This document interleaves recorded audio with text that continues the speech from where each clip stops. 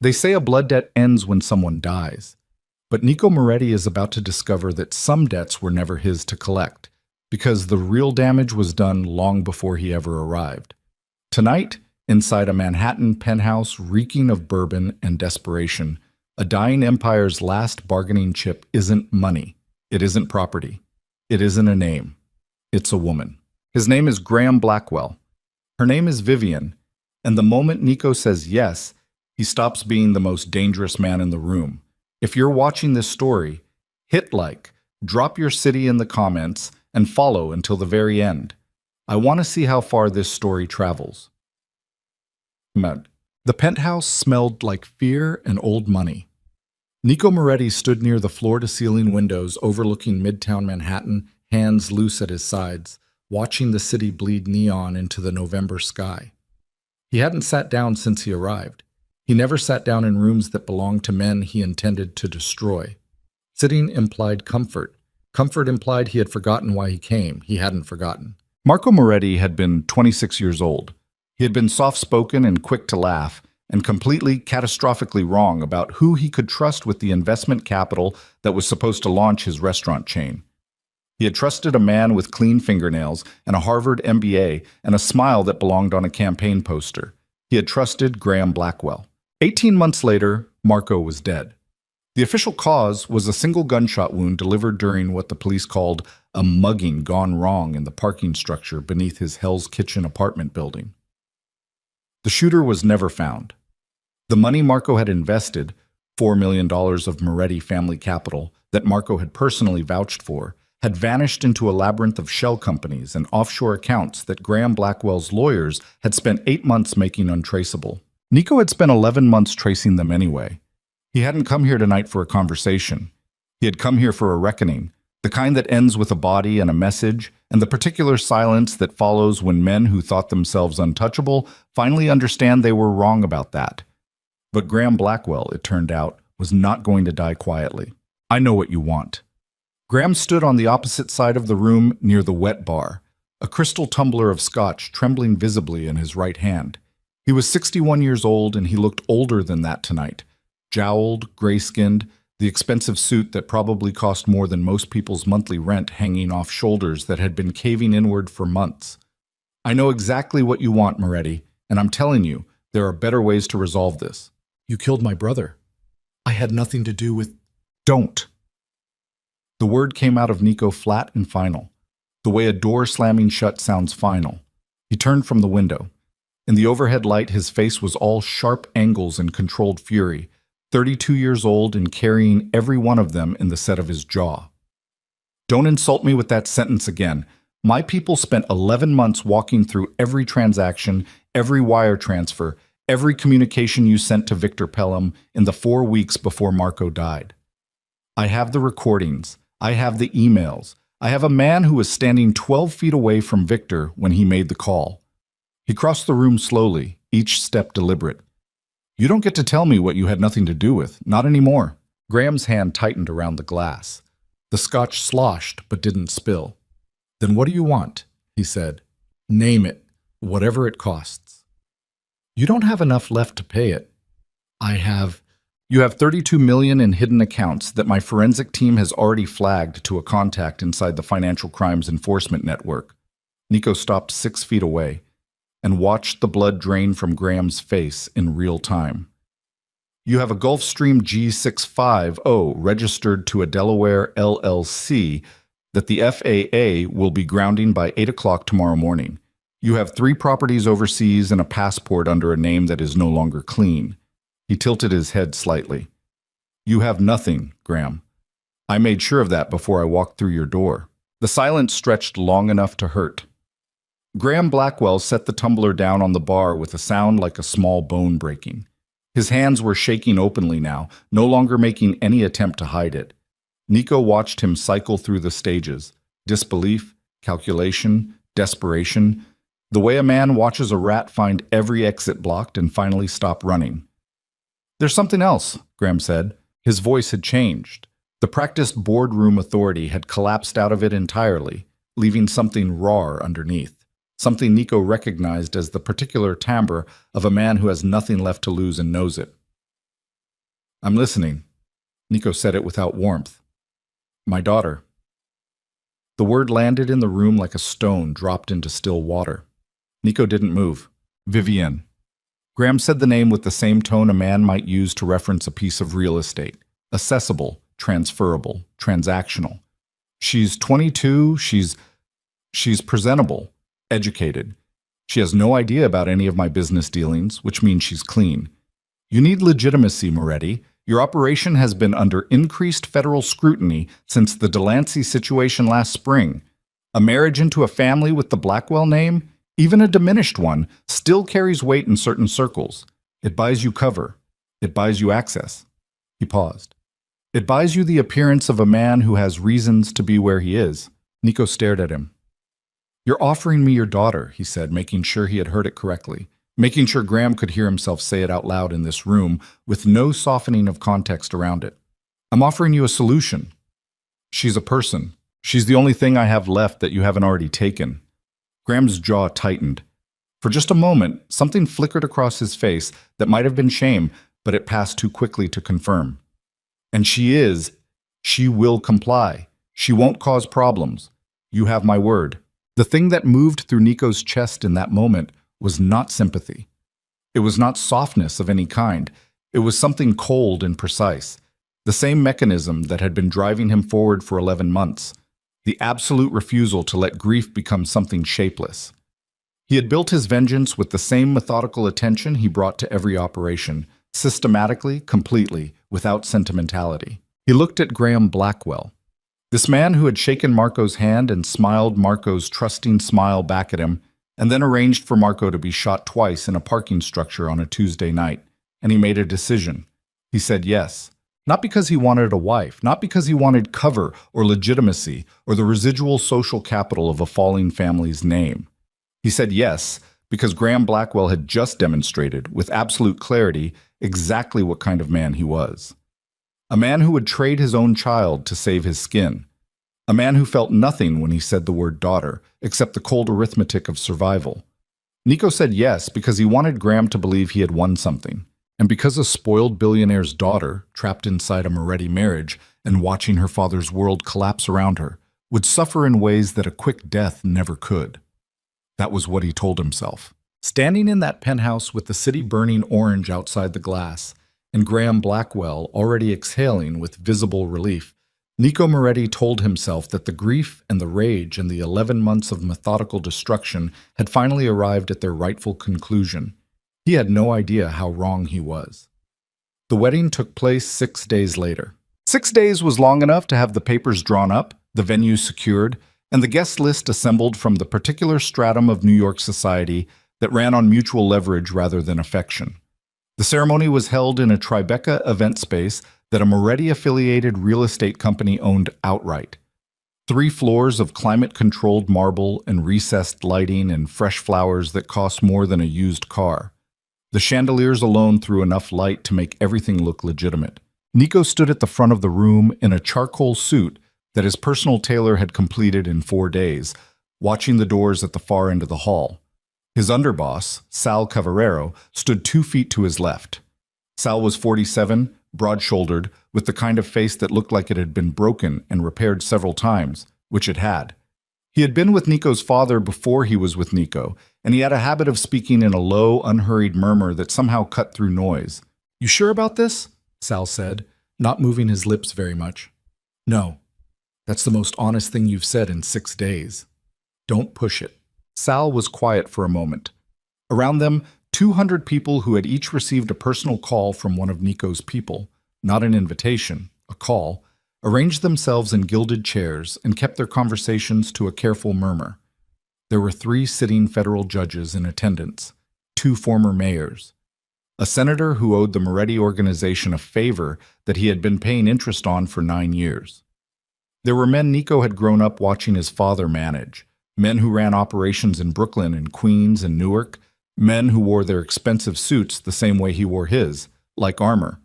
And there were the Wall Street names, the hedge fund managers and private equity partners who had done business with Graham Blackwell and now did business, directly or indirectly, with the infrastructure that Nico controlled. They were all here because they had been told to be here. They would all smile and drink and conduct themselves with the surface polish of legitimate society because that was how the arrangement worked.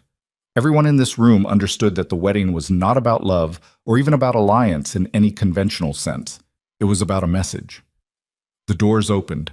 Vivienne Blackwell entered the room on her father's arm, and Nico's first thought was that she was nothing like what he'd expected. He had expected arrogance. Graham had sold her to him as a commodity, which meant Nico had unconsciously constructed a version of her in his mind. The pampered Manhattan heiress, the girl who had grown up in penthouses and summered in the Hamptons and treated the staff with the particular cruelty of someone who had never needed to consider them. He had expected a woman who would fight this arrangement with loud, entitled fury, and he had prepared himself for that, had considered it almost a secondary satisfaction, watching Graham's privileged daughter realize what her father had traded her for. What walked through those doors was something else entirely. She was wearing a white dress, fitted, formal, the kind of dress that probably cost a significant amount of money because it was understated in a way that was clearly expensive. Her dark hair was up. Her features were sharp and clean, the kind of face that photographers would call striking before they reached for beautiful. She was small, not fragile exactly, but compact in a way that made the large dress seem slightly incongruous, like clothing chosen to create the impression of taking up more space than the body underneath actually wanted to. She was not looking at anyone in the room. That was the thing Nico noticed with the specific attention he reserved for things that didn't fit. Her gaze was fixed at a middle distance. Not downcast, not defiant, but carefully directed at a point somewhere between the floor and the horizon, the particular focus of someone who has learned to be present in a room without actually inhabiting it. Her expression was composed. Not happy, not visibly frightened, but composed in a way that was slightly too controlled, the composure of active maintenance rather than natural ease. Graham was smiling. The smile was performative in the way that only Nico, watching closely, would have recognized as disconnected from anything underneath it. He guided his daughter down the aisle with a hand at her elbow, and Nico watched her response to that touch, the almost imperceptible straightening of her spine, the fractional tightening around the corners of her eyes, and filed it away without yet knowing what to make of it. The ceremony was brief and entirely procedural.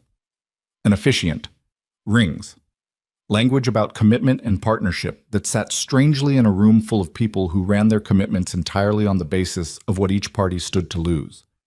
When it was over, Nico leaned close enough to speak quietly. "Welcome to your new prison," he said. He said it because he had planned to say it, because he wanted her to know from the first moment exactly what this was, wanted to remove any possibility that she might construct fantasies about what the next chapter of her life would look like. He said it as a cruelty with purpose, designed to establish the structure of their arrangement with perfect clarity. She turned and looked at him. Her eyes were dark, a deep, opaque brown that gave very little away. She held his gaze for exactly 2 seconds before looking away again, and in those 2 seconds, Nico did not see the reaction he had anticipated. No flash of outrage, no wounded pride, no fear in the shape he had expected fear to take. What he saw, briefly and then gone, was recognition. The expression of someone who has heard that sentence before, in different words, from a different mouth, and has already learned how to survive it. He didn't know what to do with that, so he filed it away alongside the other thing and turned to face the room. The reception lasted 3 hours. Vivienne sat beside him at the head table and spoke when spoken to, which was rarely, because the guests around them were more interested in conducting their own conversations than in engaging with a woman none of them had ever met before. She ate a small amount of what was placed in front of her. She accepted a glass of champagne and did not drink it. When Sal Cavarero leaned across to say something polite and introductory, she responded with brief, correct courtesy and then returned to the middle-distance focus she had maintained since walking through the doors. Nico watched her between conversations. He had expected at some point during the evening to feel the satisfaction he had been working toward for 11 months. The closure of a completed operation. Marco's death had left a wound in the center of his chest that he had been filling methodically, first with investigation, then with the systematic dismantling of Graham's financial infrastructure, and finally with the marriage that was supposed to represent the last and most prolonged instrument of the revenge he had constructed. He didn't feel satisfied. He felt unsettled in a way he didn't have a clean name for. At 11 o'clock, the cars were brought around. The drive to the Moretti estate on the north shore of Long Island took 40 minutes. Nico sat in the back of the lead SUV with Vivienne, separated by 18 inches of leather upholstery and the specific silence of two people who have no script for the situation they're in. His personal security detail, two vehicles, front and rear, moved through the overnight expressway traffic with the smooth efficiency of long practice. Vivienne sat with her hands folded in her lap, looking out the window at the highway lights strobing past in the dark. Nico watched her from his side of the seat. "You should know what this arrangement looks like going forward," he said. She turned from the window, waited. "The estate has 30 rooms. You'll have your own wing, bedroom, sitting room, bathroom. Staff will provide everything you need. You won't be locked in." He paused. "But you won't leave the property without clearance. You won't make contact with your father. You won't communicate with anyone outside the estate without my knowledge." She absorbed this, nodded once. "Is there anything you want to ask me?" he said. She was quiet for a moment, then, "Did he owe you a great deal?" The question surprised him. Not the words, but the tone. Measured, clinical almost, like someone gathering practical information rather than expressing outrage. "He owed me more than money," Nico said. "Yes." She turned back to the window. "He usually does." He had no idea what to do with that either. The estate sat behind 8-foot stone walls on 12 acres of manicured grounds above Long Island Sound. The main house was Georgian Revival, 4 stories, 14 bedrooms, a library that Nico's father had stocked and Nico had never used, a kitchen that the full-time staff kept in a state of permanent readiness. The grounds were lit with security lighting that turned the lawns pale gold. Through the iron gate, the driveway curved through landscaped gardens to the main entrance, where 2 of his inside staff were waiting with the particular alert stillness of people who had been briefed about the evening. Inside, the foyer was high-ceilinged and warm, lit by the chandelier his mother had chosen 20 years ago. His mother was dead, had been for 6 years, and sometimes walking in through that door felt like brushing against something he hadn't finished grieving. Tonight, he didn't have time for that. He showed Vivienne to her wing on the 2nd floor personally, not because he was performing any kind of courtesy, but because he wanted her to understand the physical parameters of where she would be living. The bedroom was large, furnished in neutral colors, with windows looking east over the Sound. The sitting room had bookshelves and a writing desk and a television she probably wouldn't use. The bathroom was fully stocked. "Housekeeper's name is Elena," he said at the doorway. "If you need anything, ask her. She'll be here from 7 until 9 every morning. You'll have lunch and dinner brought to you until—" He stopped, reconsidered the phrasing. "Until the arrangement settles." Vivienne stood in the center of the bedroom looking at the space with the careful attention of someone memorizing exits. She turned slowly, taking in the windows, the door, the dimensions of the room. "It's larger than I expected," she said. "What did you expect?" She didn't answer that. She set the small bag that his staff had brought from her apartment. She had apparently packed it herself 2 days ago, without explanation, onto the chair near the window. Her movements were deliberate and contained, no wasted motion, the body language of someone who had learned to exist in spaces without disturbing them. "Good night," Nico said. He left, but he didn't go far. He stood in the hallway outside her door for longer than he would have admitted to anyone, not listening, exactly, not hovering in any way he could readily explain, just standing there in the quiet of the house with the sound of the Long Island Sound somewhere beyond the walls and the particular weight of the evening pressing down on him in ways he hadn't anticipated. He had gotten everything he wanted. Graham Blackwell was financially gutted, his assets seized, his escape routes closed, his reputation about to be systematically demolished through a process that Nico's legal and media contacts had been constructing for 3 months. The man would spend the remainder of his life in a state of perpetual exposure and vulnerability, never able to feel safe, never able to run far enough. It was not the death Nico had originally intended. It was worse than that, and he had designed it to be worse than that. And now he had Graham's daughter. The intended last instrument, the prolonged humiliation, the trophy that would remind Graham every day of exactly how completely he had lost. The spoiled heiress trapped inside a Moretti marriage, stripped of her world. Except, she hadn't looked spoiled. She had looked careful. watchful in the specific way of someone who has learned that vigilance is not paranoia, but survival. She had answered his question in the car with the flat pragmatism of someone who had been in transactional situations before, many times, and understood the terms. Did he owe you a great deal? He usually does. What did that mean? Who was she talking about? Nico went to his own room at the opposite end of the hall and didn't sleep until well past 2 in the morning, turning the evening over in his mind with the same compulsive precision he brought to everything. He was still turning it over when he finally dropped into an uneasy unconsciousness. He woke at 5:30, which was normal for him. He dressed and went down to the kitchen, where the overnight security staff had left a pot of coffee on, and he stood at the kitchen window with his coffee in the dark before dawn and looked at the black glass of the Sound. By 6, he was in his private office on the ground floor, reviewing the overnight reports from his network. The Blackwell financial dismantlement was proceeding on schedule. The FAA filing on the Gulfstream had gone through. 3 of Graham's foreign accounts had been formally flagged. The senator who had been at the wedding last night had already sent a message through proper channels confirming that certain upcoming regulatory conversations would proceed in the direction they had been intended to proceed. All of it mechanical, all of it working exactly as designed. At 7:15, Elena arrived, and Nico told her where Vivian was and what she needed.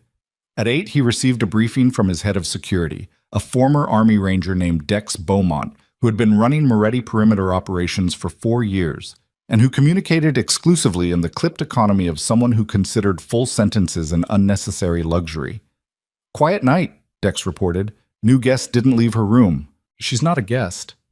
"Right." Dex made no adjustment to his expression. "New resident didn't leave her room."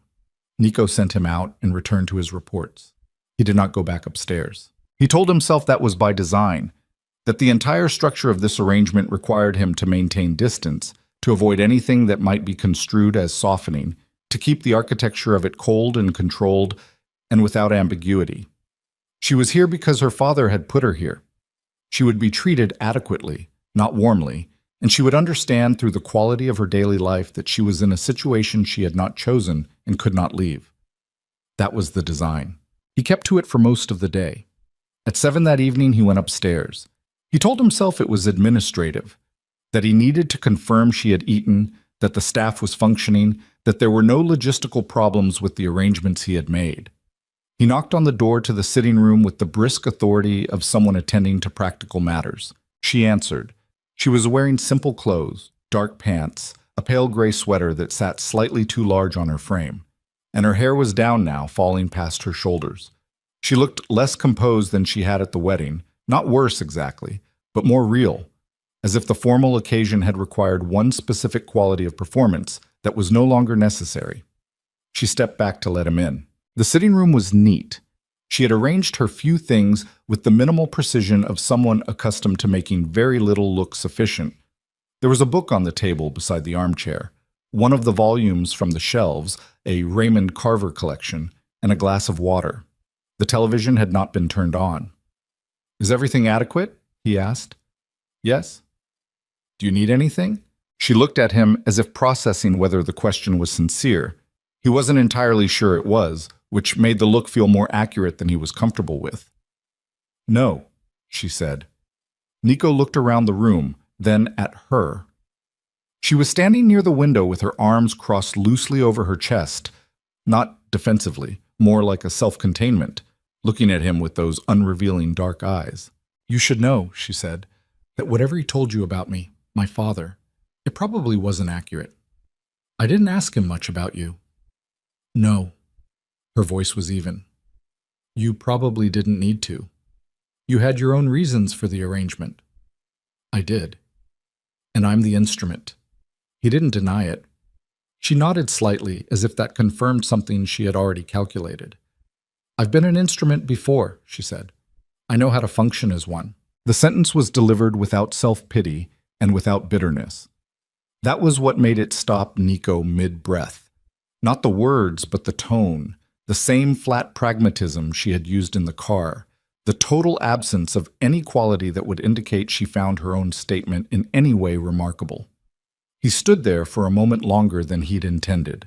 "Get some sleep," he said, which was not what he had planned to say. He had planned something harder, something that would reestablish the exact terms of her situation. He said, "Get some sleep," and left. He was halfway down the hallway when he stopped walking. Something was moving under the surface of this, something he had not accounted for in the 11 months of methodical construction. He had built an architecture of revenge that was supposed to feel clean and definitive, and instead it felt like a room with the wrong dimensions, walls that didn't meet at the angles he had measured. He went back to his office and sat in the dark for a long time, which was not something Nico Moretti did. It was almost 9 o'clock when he heard the sound. Not loud. The estate was built solidly, walls thick, insulation between floors substantial, but he had long ago trained himself to register sounds that didn't belong in the ambient texture of a space, the way hunters learn to hear movement through static. This was coming from above him, from the second floor, from the direction of the east wing. He was already moving before he had consciously decided to move. He took the stairs quickly. No sound. The instinct of a man who has spent his adult life moving through situations where being heard first was a liability. The hallway on the second floor was dim, the overnight lighting a low amber strip along the baseboards. He moved toward the east wing, toward Vivian's room, and the sound became clearer as he approached. Low, strangled, the particular quality of distress that someone is actively working to suppress. He knocked once, and when there was no response, he opened the door. She was on the far side of the bed, on the floor, back against the wall with her knees drawn up. She wasn't crying. Her eyes were dry, and her expression was something beyond crying, something that lived on the other side of it, a particular quality of shutdown that Nico had seen once before in a man who had been under sustained duress for a very long time. She looked up at him when the door opened. Her eyes went wide. Not startled exactly, but the way an animal in the open goes still when something larger enters its field of vision. "I heard," he started. "I'm fine." The words came out fast and flat, rehearsed in the way that only gets that smooth through repetition. "You're not fine. You're on the floor." "I had a bad dream." She was already pulling herself up, using the wall to brace against, moving with the careful deliberateness of someone checking inventory after a stumble. "I'm sorry if I disturbed you." "You didn't disturb me." She was standing now, spine straight, the composure reapplied with the speed of long practice. But there was something in her color, too pale, a grayness at the edges, that the overhead light wasn't kind enough to hide. "Do you need—" He stopped. He didn't know how to finish that sentence in any way that wasn't either clinical or unconvincingly warm. "I'm fine," she said again. Nico looked at her standing there with her arms crossed over her chest and her jaw set and her eyes doing that thing again, that careful, absolute focus on nothing, and he made a decision that had nothing to do with the architecture of his revenge and everything to do with something else, something he had not anticipated needing to account for. "Come downstairs," he said. "I'll have the kitchen staff make something." She stared at him. "It's 9 o'clock, she said. "I know what time it is." A beat passed, then another. "All right," she said. The kitchen was warm with the residual heat of the day, and the staff had left bread and cold cuts and fruit on the counter in accordance with the standing evening instructions. Nico made coffee because it was something to do with his hands, and Vivian sat at the long kitchen table that his mother had chosen for exactly the same reasons mothers choose large kitchen tables, the implicit suggestion that there would always be people to fill it. She ate a small amount of bread with the same contained precision she had applied to everything else. She wrapped both hands around the coffee mug he set in front of her and looked down into it. "Does it happen often?" he asked. "The nights?" It took her a moment to answer. "Often enough," she said. He didn't press it. The kitchen was quiet around them, the kind of quiet that occurs in large houses in the late hours, slightly pressurized, full of the absence of the people who used to be in it. "What did you tell yourself," he said, when your father brought you the arrangement?" She looked up at that. "He didn't ask me," she said. "He told me, 4 days ago." A pause. "He came to my apartment and he told me that he had resolved a significant problem by making me available as part of a negotiated settlement, and that I would cooperate because there were things he could still do, even from where he was." She said it flatly, each word placed with the evenness of someone narrating a transaction. "He told me your name. He told me to be useful and to not make things difficult." The sentence arrived in Nico's chest like something physical, because there were things he could still do. He looked at this woman sitting in his kitchen at 9 o'clock at night with a coffee mug between her hands and her spine straight and her face composed into the expression of someone who has already processed the worst of what they were told and arrived on the other side of the processing. And something about that composure, so practiced, so complete, so utterly devoid of the outrage and indignation and wounded privilege that he had expected, began to press against the architecture of everything he had built.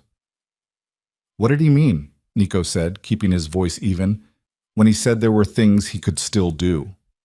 She looked at him for a long moment, and then she said, "He always had ways of making sure I understood how much I needed him to not be angry." The kitchen was very quiet. Nico set down his coffee mug. He thought about the sound he had heard from his office below. He thought about the way her spine had stiffened when Graham touched her elbow, walking her down the aisle. He thought about the recognition in her eyes when he told her, "Welcome to your new prison." Not fear, not outrage. Recognition. He thought about, "I've been an instrument before. I know how to function as one." And he began slowly, with the specific cold dread of a man who has made an irrevocable decision based on a premise that was wrong, to understand that he did not know this situation as well as he had believed he did. "Vivienne," he said. She looked at him. "How long has he been hurting you?" The silence that followed lasted long enough for the refrigerator to cycle through a mechanical hum and fall quiet again. She put the coffee mug down very carefully. She looked at the table. And then she looked back up at him with those dark, unrevealing eyes and said nothing at all, which was, Nico realized, the most complete answer she could have given him. He stood up from the table. "Go back to bed," he said. "Lock the door if it helps. I'll be downstairs." She stood too, moving toward the hall doorway, and then she stopped. "Why did you come upstairs?" she said. "When you heard me." He thought about that for a moment. "I don't know yet," he said, which was more honest than anything else he had said that day. She nodded once, as if that were acceptable, and walked back up the stairs. Nico stood in the kitchen alone and looked at the 2 coffee mugs on the table and felt the architecture of 11 months, the careful, methodical, grief-driven construction that he had built around the single purpose of making Graham Blackwell suffer the way Marco had suffered, begin to develop a crack he had not engineered. He was still standing there when his phone lit up with a message from his intelligence contact on the East Coast. A single line that told him Graham had not, in fact, been staying in Manhattan since the wedding. Graham had been moving, slowly, carefully, but moving, making his way toward an exit. Nico read it twice, and then he set the phone face down on the counter and stood in the quiet kitchen of his mother's house and thought about the sound Vivienne had made on the other side of a floor and the way she had said he always had ways of making sure, and the absolute composed flatness with which she had said, "I've been an instrument before." He went back to his office. He did not sleep. And in the morning, when Elena brought him his 7 o'clock briefing, he told her to make sure Vivienne's breakfast was warm and to make sure she was left entirely alone unless she asked for something. Elena looked at him for half a second longer than the instruction warranted, then nodded and went upstairs. Nico pulled up the surveillance file his network had compiled on Graham Blackwell's movements over the previous 72 hours. He was looking at a man who believed he was still running. He was about to find out what it felt like when the man he thought he had neutralized was not neutralized at all, but had simply been redirected. 3 floors up, behind a locked door, Vivienne Blackwell sat on the edge of a bed that wasn't hers, in a house she didn't know, and looked out at the Long Island Sound coming pale and gray in the early light. She pressed her left hand flat against the inside of her forearm, felt the ridge of an old scar under her sleeve, and thought, "This one is different." She wasn't sure yet whether different meant better or worse. That evening, Nico came upstairs with intention he hadn't had the night before. He knocked. She opened the door. He looked at her standing in the hallway light, and he said, "I need you to tell me something truthfully." "All right. The scar's on your arm." He said it directly because he had decided that indirection had done enough damage in this house. "Your father." The composure held for 3 full seconds. Then it cracked. Not dramatically, not with tears, just the smallest fracture in the controlled surface, a tightening around her eyes that was the compressed version of something enormous. "Yes," she said. Nico stood in the doorway and felt something move through the mechanism of his chest that he had not felt in 11 months. It was not grief this time. It was something colder than grief and more dangerous than anger, something that had no clean name but that pointed, with absolute precision, in a single direction. He said, "Show me." She reached for the hem of her sweater, and what Nico Moretti saw next would change everything he thought he knew about why he had come to that penthouse, what revenge actually looked like, and what kind of man he was willing to be. She reached for the hem of her sweater. Nico didn't move. He stood in the doorway with his shoulder against the frame and his arms loose at his sides, and he watched her hands. Steady, both of them, steadier than his were at that moment, which told him something he wasn't sure he wanted to know about how many times she had been in situations that required steadiness under duress. She pulled the sweater up and over her head in one motion and stood there in a plain white camisole and looked at him with her chin level and her eyes doing that careful middle distance thing, not looking at his face, not looking away, aiming somewhere that wasn't quite either. He looked at her back first because she turned slightly when she lifted the sweater, the automatic adjustment of someone who has done this before, shown herself, been examined, waited for the verdict. The camisole left her arms and shoulders visible. He had seen violence. He had been in rooms where violence had been done to bodies, had seen the evidence of deliberate harm in various stages of healing and permanence. He was not a man who flinched at damage. He had made a particular peace with the fact that damage existed in the world and that some of it passed through his hands. What he saw in Vivienne Blackwell's arms and shoulders was not the result of a single incident or even several incidents. It was a record. A long, patient, systematic record of harm delivered over time. Old scars gone silver and flat, newer ones still carrying color at the edges, burn marks in 2 places on her left forearm that were round and deliberate, the particular shape of deliberate, the kind of mark that required someone to hold something in one place long enough to mean it. He said nothing for a long moment. She kept her chin up, kept breathing at the same measured rate. She was not performing bravery, he realized. She had simply rehearsed this reveal enough times, in enough contexts, with enough different audiences, that she had found a way to stand inside it without it destroying her. That was somehow worse than if she had been shaking. "How old?" he said. "The oldest ones?" "Since I was about 15. She said it the way someone reads from a document, the factual delivery of data that has been separated from its emotional content through long practice. The most recent were 3 weeks before the wedding. 3 weeks before the wedding. Nico moved his jaw, felt the muscle in it tighten. He was aware, in a careful and deliberate way, of the rage that was moving through him, aware of it the way you are aware of standing water near a live wire, tracking it without touching it, because touching it would be catastrophic, and the situation required something other than catastrophe right now. "Put the sweater back on," he said, not harshly, the way you say it when you've seen enough. She pulled it back over her head. "Sit down," he said. She sat on the edge of the bed. He pulled the chair from the writing desk and set it 3 feet from her and sat in it, forearms on his knees, leaning slightly forward. Between them, the lamp threw a warm circle of light that made the room feel smaller than it was. "I'm going to ask you questions," he said. "You answer them honestly, all right?"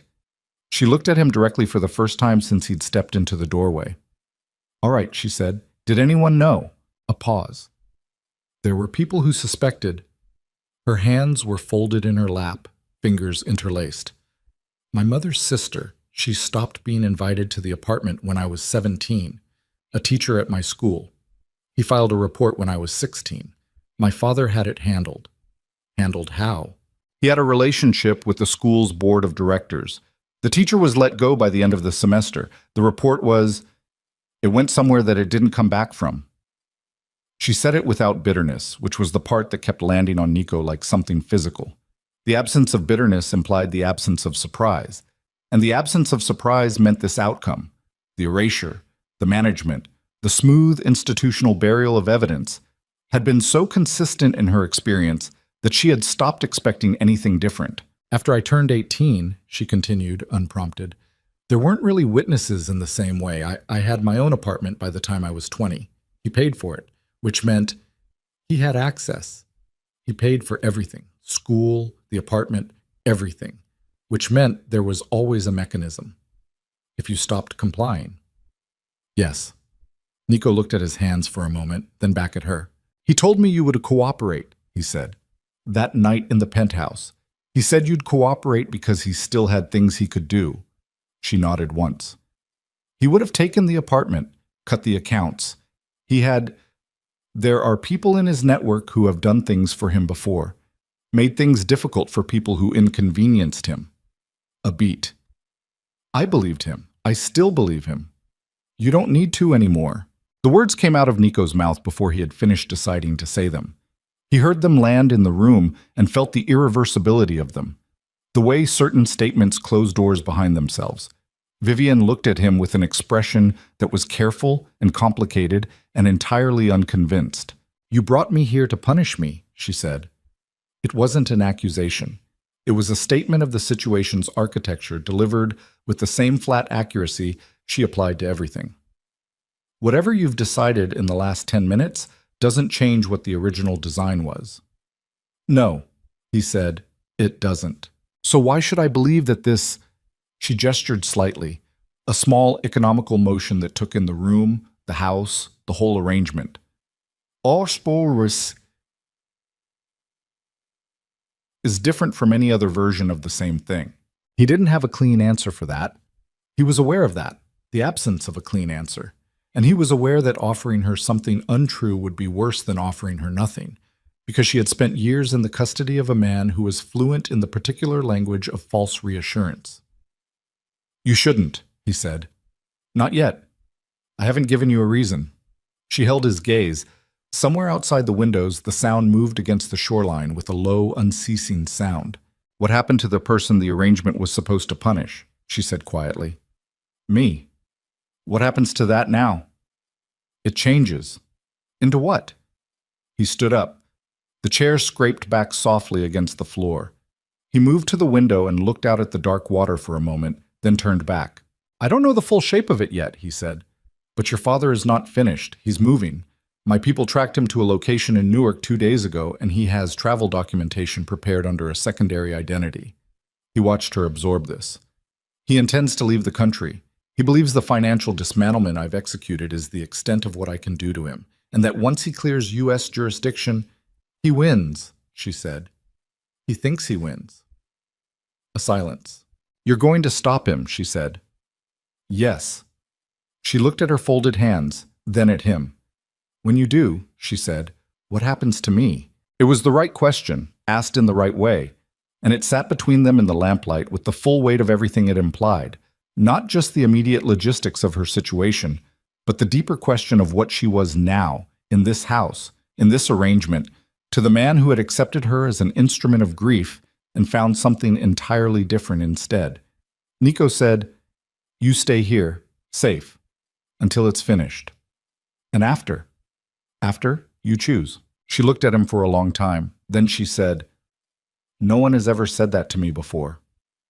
He didn't have a response for it. He went to the door. Get some sleep, he said, which was becoming a pattern that he was aware of and couldn't seem to change. I'll have Dex tighten the perimeter tonight. Your father has contacts. I don't think he'll move against the estate, but I'm not leaving it to chance. He wouldn't come here himself, she said. He doesn't do things himself. I know, but the people he sends do them themselves. He left the door and went downstairs and into his office, and sat at the desk under the cone of the desk lamp, and pulled up everything his network had compiled on Graham Blackwell in the previous 72 hours. And he went through it with the methodical attention of a man recalibrating the terms of a war. The morning came in cold.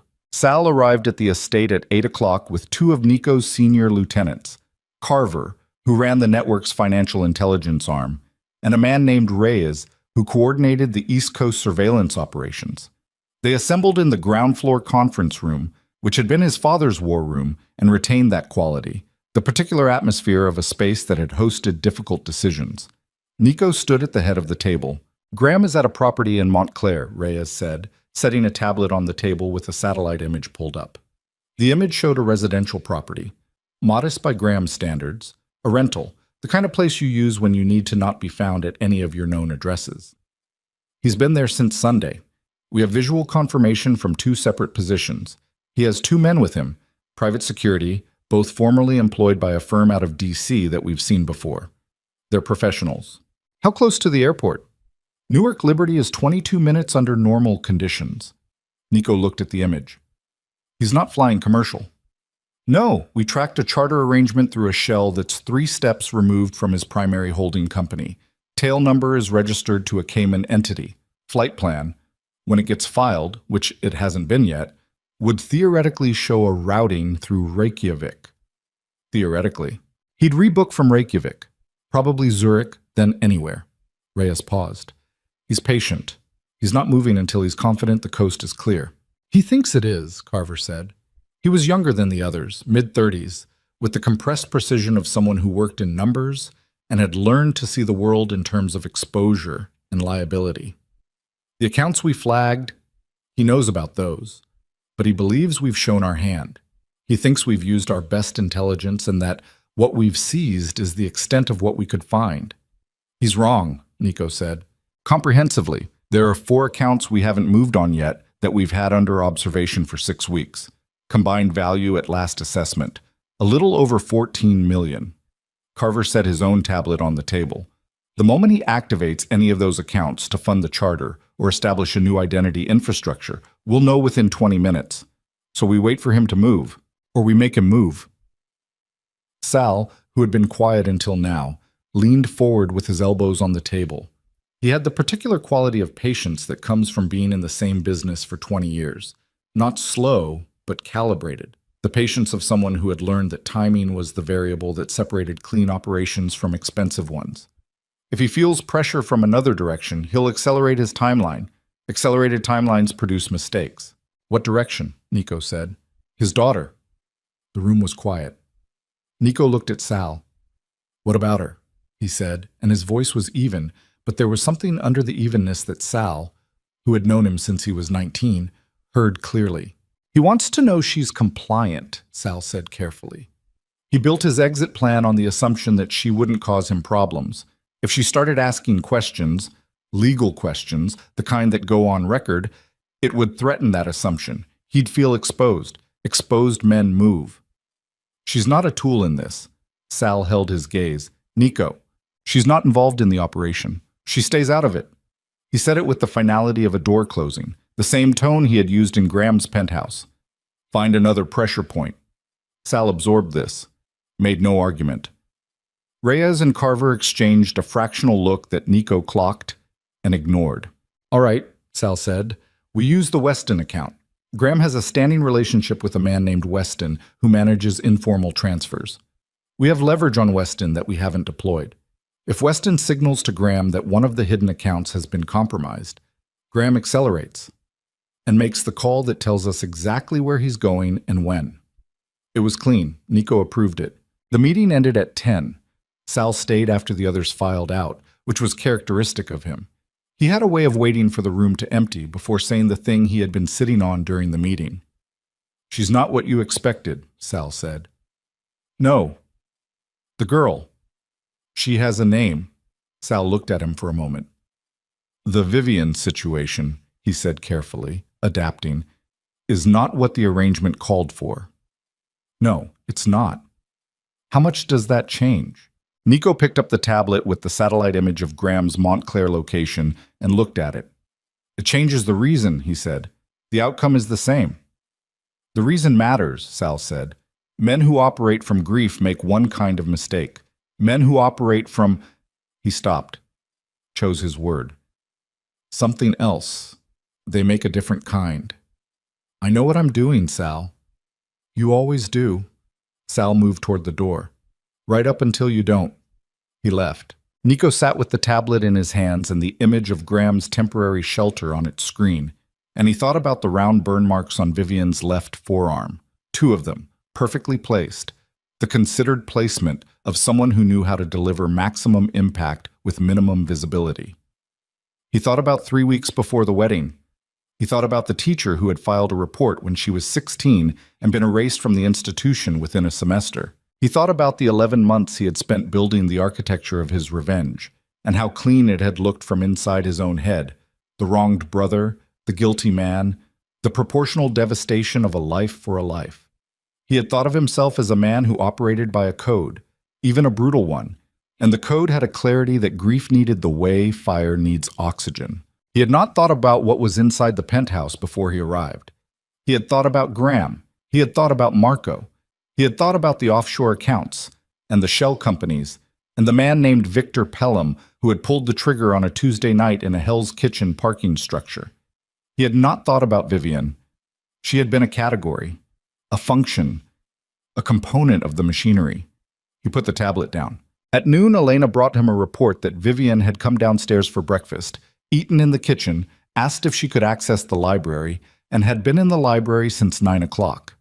Elena reported it with the careful neutrality of a woman who had worked for the Moretti family for 11 years and had long since learned to observe without editorializing. "Is she all right?" Nico asked, which was not a question he had anticipated asking. "She seems," Elena considered, "focused. She found the Carver books. She's been reading." Nico nodded, went back to his work. He did not go to the library. At 4 in the afternoon, his phone rang. It was a number he recognized as a forwarded relay. His network's communication infrastructure had 4 layers of routing on sensitive calls. The voice on the other end was Reyes. "Weston made contact," Reyes said. 40 minutes ago. Graham received the signal. He's responding." "How?" "He made a call from the Montclair property. Encrypted, but we had the key. He's moved the charter timeline up. Flight is now scheduled for 2 days from tonight. He's activating the Reykjavik routing." 2 days. "Does he know we have the key?" Nico said. "No, he thinks the encryption is clean. He paid for state-of-the-art and got something that was state-of-the-art in 2019. All right, get Carver started on the account freeze sequence. I want all 4 of the remaining accounts locked simultaneously, time to execute 8 hours before the charter is scheduled to depart. Not before. I want him to find out at the airport." "That's risky," Reyes said. "At the airport he has his security with him and I'll be at the airport," Nico said. A silence on the line. "Understood," Reyes said. He ended the call and sat with the phone in his hand and thought about 2 days.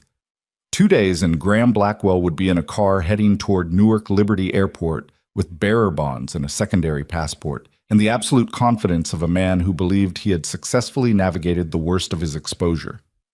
2 days, and it would be over. He went to the library at 6 o'clock. Vivian was in the armchair nearest the window with the Carver collection open in her lap. She looked up when he came in. No flinching, he noted. The startled response that he had seen in her the first night was calibrating, just slightly, in a direction that looked marginally less like bracing for impact. "I wanted to tell you something," he said.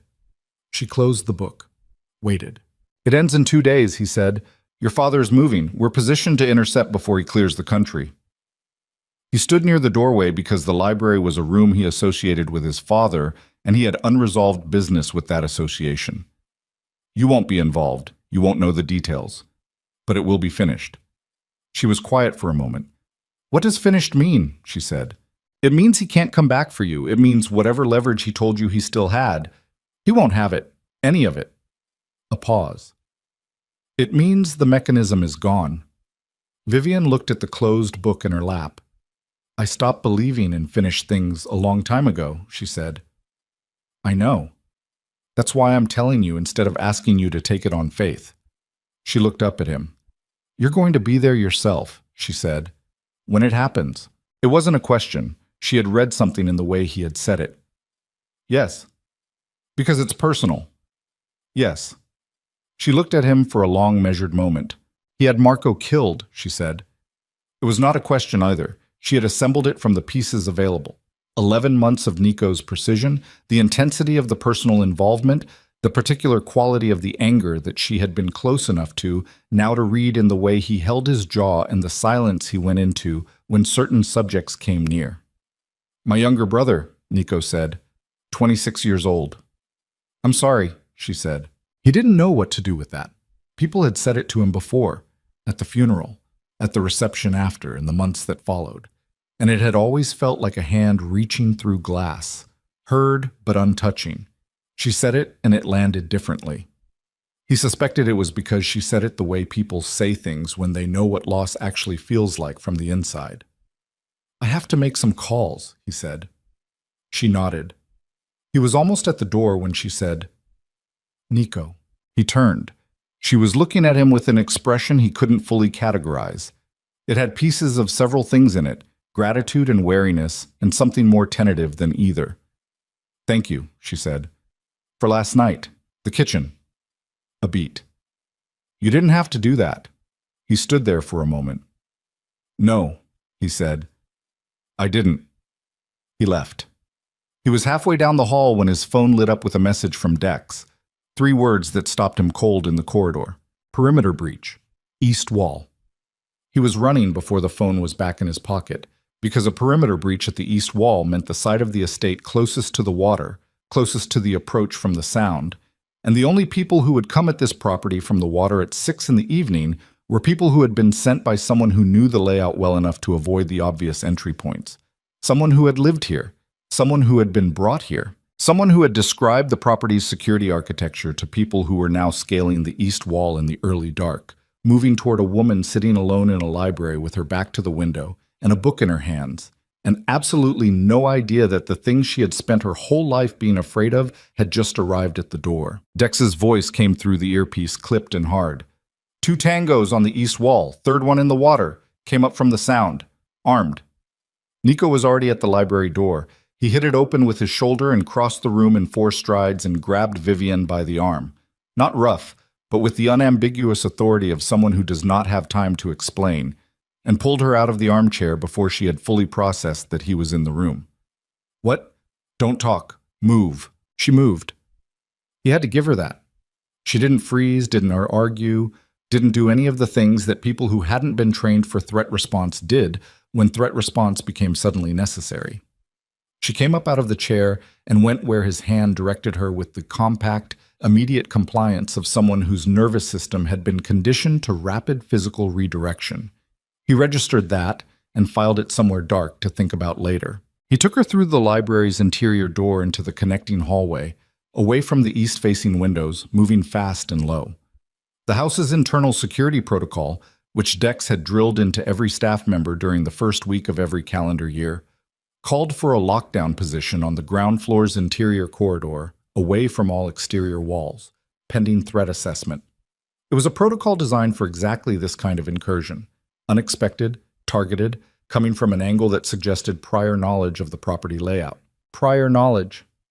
The thought hit him as he pushed Vivienne into the interior corridor and pressed himself against the wall beside the door, one hand already on the weapon at his hip. Prior knowledge of the east wall approach. Prior knowledge that the east wall's camera coverage had a 12-second rotation gap that occurred every 4 minutes, a gap that had been in place for 3 weeks while the replacement hardware was on order. Prior knowledge of the library's position in the house, east-facing, ground floor, back to the windows, occupied at this hour by a specific person. He got on the earpiece. "Dex, status. 2 on the east wall are down. Paulson and Martinez intercepted at the garden line. 3rd one from the water is still moving. He came in at the gap." A pause.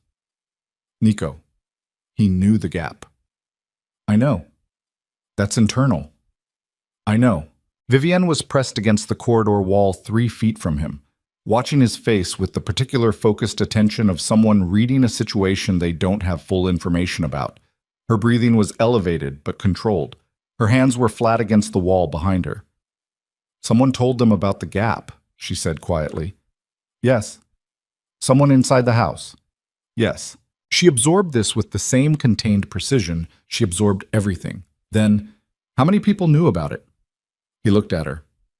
6, he said. "Then you have a short list." He almost said something else, but Dex's voice cut through the earpiece again. "Got him. East Garden. He's down but breathing. Nico, you're going to want to talk to this one. He's carrying documentation." "What kind?" "The kind that has your name on it."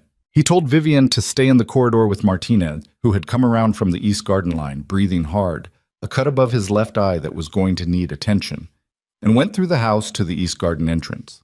The man on the ground was face down with his hands zip-tied behind him, and Dex's knee in the middle of his back.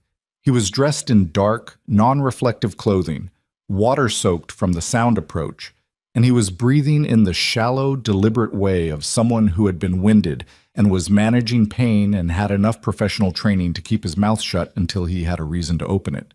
Dex handed Nico a waterproof document sleeve. Inside it, a single folded page and a manila envelope. The page was a typed instruction sheet. No letterhead, no signature, but the language was operational. Movement instructions, timing, an address within the estate that was specific enough to make the back of Nico's neck go cold. The address was the library. The timing was the 6 o'clock hour. The instruction was retrieval, not termination. Bring her back intact. Bring her back. Nico opened the manila envelope. Inside were 8 photographs. Surveillance photos, long lens, taken over what appeared to be several days. The estate's exterior. The library window. Vivian in the library window at different times of day.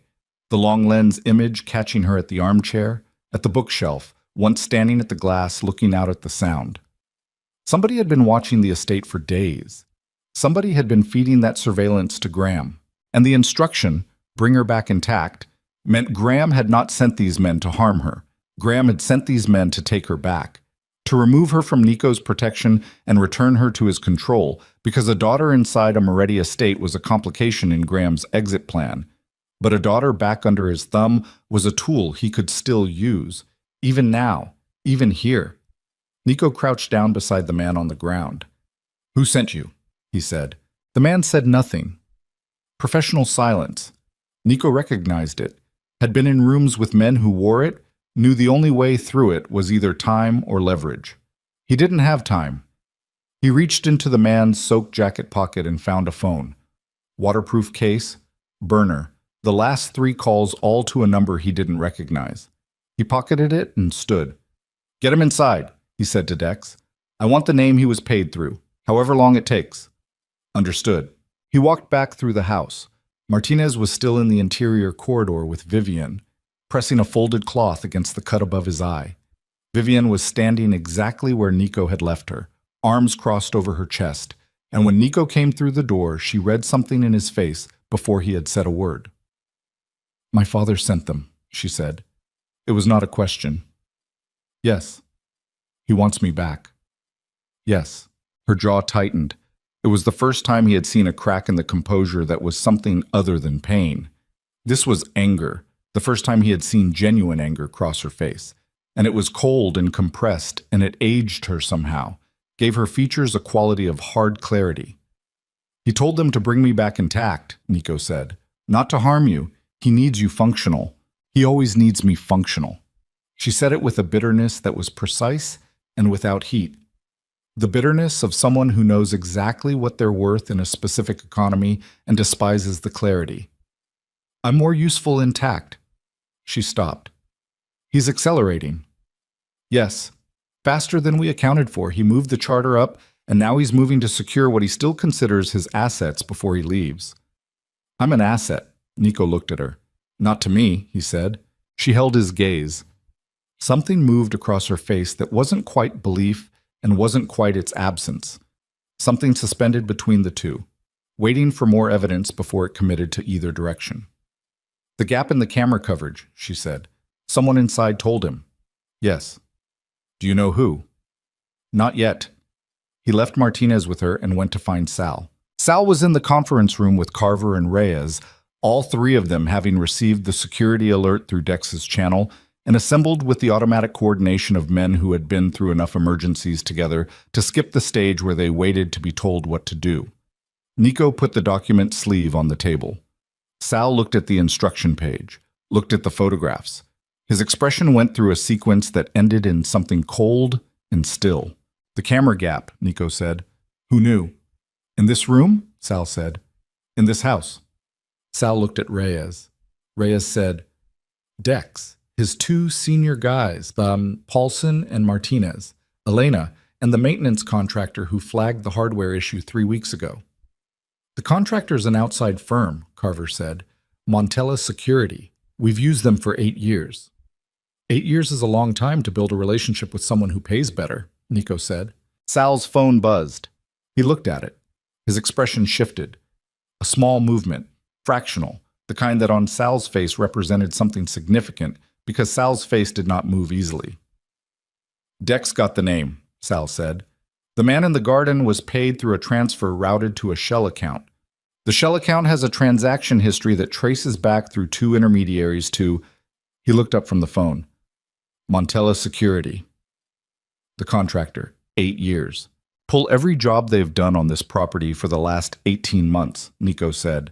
Every access log, every entry record, every conversation any of my people had with their staff. He was already thinking through the implications, the specific way this changed the topography of the situation. Graham didn't get the layout from someone inside my organization. He got it from the contractors, from the people we paid to maintain our security. Which means your people are clean, Carver said. Which means my perimeter intelligence on Graham has been compromised for however long Montella has been feeding him information. He picked up the document sleeve. He knows more about this estate than I realized. He knows Vivian is here. He knows which room she uses. He knows our coverage gaps. He put the sleeve back down. He's not just running. He's been running an operation against me while I've been running one against him. Sal was quiet for a moment. The charter is day after tomorrow, he said. He moved it up once. He'll move it up again now that this failed. Nico looked at the photographs. Vivian at the library window, the long lens finding her through the glass. Tonight, probably. He'll know the retrieval failed within the hour. He'll recalculate. So we lose the 2-day window, Reyes said. We compress it. Nico moved to the wall where the operations map was pinned. The New York metro area. The Newark approaches. The airport layout that Reyes had pulled earlier in the day. He looked at it for a long moment. He has 2 men with him in Montclair, plus whatever security he can mobilize on short notice. If he moves tonight, he moves fast and light. Fast and light means mistakes. Or it means he has a backup route we don't know about, Sal said. Then we find it before he uses it. The room went to work. Nico stood at the map for 3 more minutes, running the geometry of it. The roads out of Montclair, the Newark approaches, the alternative private airfields within a 90-minute drive. Then he left Carver and Reyes to the logistics and went back to find Vivian. She was in the kitchen. Elena had materialized from somewhere in the house's upper floors with the reliable instinct of a woman who interpreted crisis as an occasion for practical comfort, and she had put tea on and set bread and cheese on the table, and Vivian was sitting at the kitchen table in the same chair she had sat in 2 nights ago, both hands around a mug, not drinking. Elena looked at Nico, read his face, and left the room with the discretion of someone who had spent 11 years learning when to disappear. Nico sat down across from Vivian. He's going to move tonight, he said. She nodded. She already knew. She had calculated it faster than Carver had. I need to ask you something, he said. She waited. The Montella contractors. Your father would have needed to make contact with them before the wedding, before you were here, which means he planned this before the arrangement was finalized. He planned a retrieval operation before he handed you over. Nico kept his voice level. Did he say anything to you in those 4 days between telling you about the arrangement and the wedding? Anything that sounded like he was giving you instructions rather than information? She was quiet for a moment. He told me to memorize the layout, she said. Nico went very still. He told me... She stopped, pressed her lips together. Something was moving across her face that he couldn't quite read. Not guilt, not quite. Something more complicated than guilt. Something that had layers of coercion folded through it. He said that wherever I ended up, I should memorize the rooms, the windows, the exterior access points. He said it was something he had always taught me to do, for safety. She said the word safety with the flat irony of someone who understands exactly how language gets inverted in coercive relationships. He said it was so I could always find a way out. Or so you could always tell him where the ways in were, Nico said. She closed her eyes. I didn't know that's what it was for, she said. I told him about the library. He called me 4 days after the wedding. He asked how I was settling in, and She stopped again. Her jaw was working. He asked me what room I spent time in. I told him the library. I told him it faced east. I told him there was a garden between the house and the water. She opened her eyes. I didn't know. I know you didn't know. I gave him the information he needed to... Vivian. He said her name with enough weight to stop the sentence. He's been doing this your entire life, extracting information from you through the appearance of ordinary conversation. You didn't fail to notice something. He specifically made it unnoticeable. He leaned forward slightly. This is not on you. She looked at her hands around the mug. Her knuckles were white. It put you in danger, she said. We handled it. This time. Yes, this time. He didn't pretend the vulnerability didn't exist. She would have seen through it, and the credibility cost would have been too high. Which is why he needs to be stopped before there's a next time. She looked up at him. Let me help, she said. No. I know how he thinks. I know what he does when he's afraid. I know his backup arrangements and his contingency behavior because I have watched him execute them my entire life. She said it without urgency, without begging. She made the case the way someone makes a case when they know their data is solid and they're presenting it to someone rational enough to hear it. You're going to the airport. You don't know what he looks like when he's running scared because you've only ever seen him performing. I know what he looks like when the performance collapses. You're not coming to the airport. I'm not asking to come to the airport. I'm asking you to sit here for 20 minutes and let me tell you everything I know about how Graham Blackwell behaves when he believes he has nothing left to lose. The kitchen was quiet around them. Outside, Nico could hear Dex moving his security rotation into the revised configuration, the low crunch of footsteps on the gravel path, the click of a radio check. The house was on full lockdown now, the east garden sealed, the water approach under active surveillance. He sat back. 20 minutes, he said. She talked for 35. What she gave him was not tactical intelligence in any formal sense. It was something more granular, and in some ways more useful than that. It was the behavioral cartography of a specific man under specific pressure, assembled from 22 years of proximity to someone who had never been careful about what he revealed to a person he considered property, rather than a witness. Graham panicked inward, she said. When the external performance collapsed, he went silent and still rather than loud, the opposite of what people expected. He made his most dangerous decisions in that silence. He had two people he trusted absolutely when everything else was compromised. A man named Ferris, who had been his personal driver and fixer for 15 years, and a lawyer named Cho, who had structured most of his hidden accounts and who had too much liability exposure to ever fully separate from Graham's interests. Cho doesn't know I know about him, she said. My father never mentioned him directly, but I found correspondence once. I was 17, I was looking for... It doesn't matter what I was looking for. I found letters. Cho has been structuring assets since before I was born. He'll be part of the exit plan. Not visibly, but the documentation will have his fingerprints. And Ferris. Ferris will be in the car. Ferris is always in the car. My father doesn't move without Ferris. She paused. Ferris is also the one who... She stopped. A small, precise pause. Ferris carried out some of the things my father ordered. Over the years. Nico looked at her. She didn't elaborate. She didn't need to. The round burns on her left forearm existed in the space between the sentence she had said and the one she had stopped before finishing. He breathed through his nose, kept his voice level. Is there anything else? He has a fallback airfield. He's used it before, once that I know of when there was a regulatory issue that required him to move capital quickly outside conventional documentation. It's not Newark. It's a private strip in Linden, 20 minutes from the Montclair property. Much shorter approach, less oversight. She held his gaze. If he's scared enough, he doesn't go to Newark. He goes to Linden. Nico reached for his phone and sent Reyes a single message.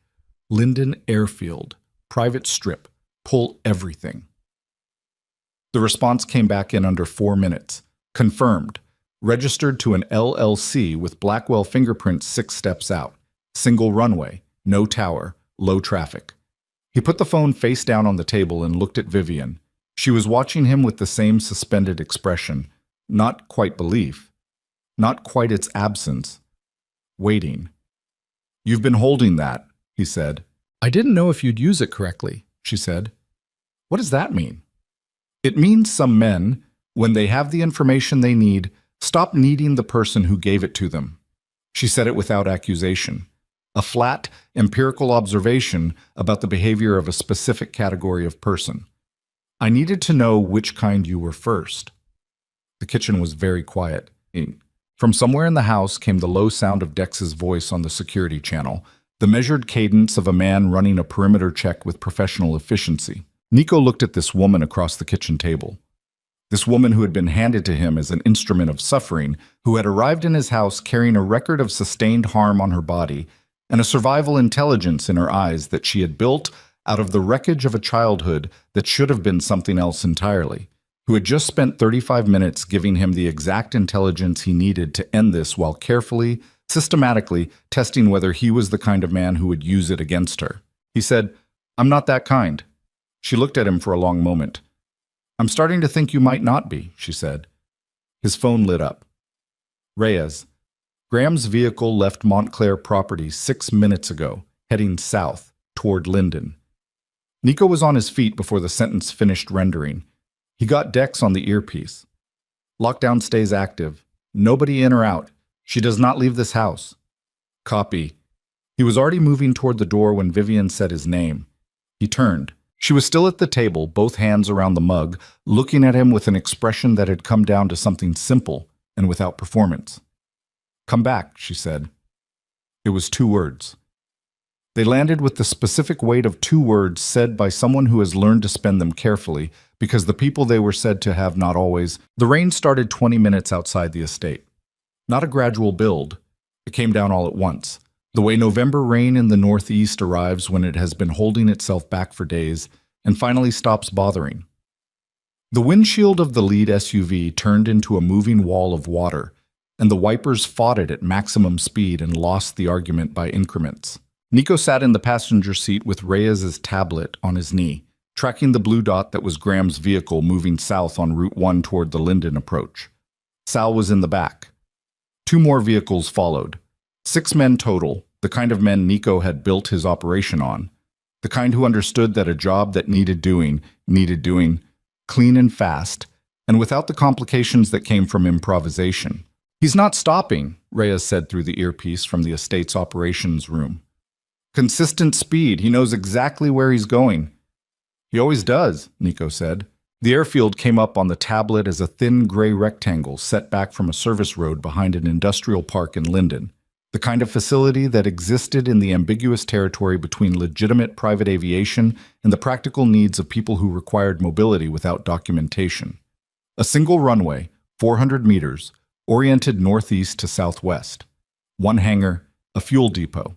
A small operations building that was staffed irregularly, and tonight, according to the Linden Municipal Registry that Carver had pulled in the last 20 minutes, was not staffed at all, which meant Graham had arranged that too. "Carver," Nico said. "Here." "The accounts. Execute the freeze now. Don't wait for the airfield." A pause. "You said 8 hours out." "I changed my mind. Do it now." Another pause, shorter. "Executing." In the back seat, Sal said nothing. The rain hammered the roof of the SUV with the irregular percussion of a sustained assault, and the highway lights strobed past in the wet dark. Nico thought about Vivian saying "come back." He thought about the weight of 2 words from a person who had learned to spend them carefully. He filed it in the same place he filed things he needed to think about when there was time to think, which was not now. Now was the airfield. The service road that ran behind the industrial park was unlit and unpaved, and the SUV's suspension communicated every rut and pothole directly upward through the frame. Nico had them cut the headlights a quarter-mile out, and they moved the last stretch in the dark, the driver navigating on the tablet's GPS overlay, and the rain covered the engine noise the way rain covers everything, indiscriminately, uselessly loud. The airfield's perimeter fence appeared in the ambient glow of the runway lights. Chain link, 8 feet, topped with wire that had been maintained well enough to mean something. Through the fence and across the wet tarmac, the hangar doors were open. Inside, the runway lights caught the white and silver of a small jet, a Cessna Citation, tail number that matched the charter Reyes had tracked. The plane was already being prepped. A ground crew of 2 moved around it with the efficiency of people who were being paid significantly more than their usual rate to work fast and not ask questions. And at the foot of the air stairs, a black Mercedes was just pulling to a stop. Nico watched through the fence as the rear door opened. Ferris got out first. He was a big man. Not tall exactly, but wide through the shoulders and chest in the way of someone who had spent years being the physical instrument of another man's authority. He moved with the alertness of a professional, scanning the hangar perimeter before he stepped aside and opened the rear door for Graham. Graham Blackwell stepped out of the Mercedes and stood on the wet tarmac and looked small. That was Nico's first thought. He looked small. In the penthouse 11 months ago, Graham had carried the residual architecture of power, the suit and the posture and the performance of a man who had spent decades in rooms where he controlled the terms. Here, in the rain-soaked dark of a private airfield in Linden, with a leather carry-on over his shoulder and 2 security men flanking him and a plane waiting to take him to a life that wasn't his real one, he looked like what he was, a man running. Nico got out of the SUV. "Reyes," he said quietly. "Block the runway approach. Service vehicle, anything. I want that plane on the ground." "Copy. Carver confirms account freeze executed. All 4 accounts locked 40 seconds ago." Nico moved along the fence line toward the access gate, Sal 2 steps behind him, the other 4 men spreading in practiced formation to cover the perimeter approaches. The rain was cold and coming sideways, and it plastered his jacket to his shoulders and ran down the back of his neck, and he didn't notice any of it. He had the gate open in 4 seconds. The lock was a standard padlock, and he had the key because Carver had pulled the facility's management records and found the leasing entity, and the leasing entity's security contractor had a relationship with a man who owed Nico's network a favor of the kind that got paid on short notice. He walked across the tarmac. He was 30 feet from the air stairs when Ferris saw him. Ferris's hand went to his jacket with the automatic speed of trained muscle memory, and Nico said, "Don't," with the particular quality of voice that communicates to professionals that the man speaking has already calculated what happens next and is not concerned about the outcome. And Ferris's hand stopped. Graham turned. The moment Graham Blackwell's eyes found Nico Moretti standing on the tarmac of the Linden airfield in the rain, something happened to his face that Nico had been waiting 11 months to see. The performance collapsed. Not gradually. All at once, the same way the rain had started. The architecture of the man who had sat across from him in the penthouse with bourbon in his hand and a practiced boardroom authority and offered his daughter like a line item on a balance sheet. All of it gone. And what was underneath it was naked and small and afraid. "Nico, don't say my name," Nico said. He kept walking. He stopped 6 feet away and looked at Graham Blackwell in the runway light and felt the 11 months and the grief and the specific cold weight of what this man had done accumulate behind his sternum, like pressure behind a closed door. "Don't say anything yet," Ferris moved, not toward a weapon. He was smarter than that, or he had read the perimeter well enough to know that the men positioned at the fence line made the weapon option a very short story. He moved to put himself between Nico and Graham, the physical interposition of a man doing his job, and Nico looked at him. "Step aside," Nico said.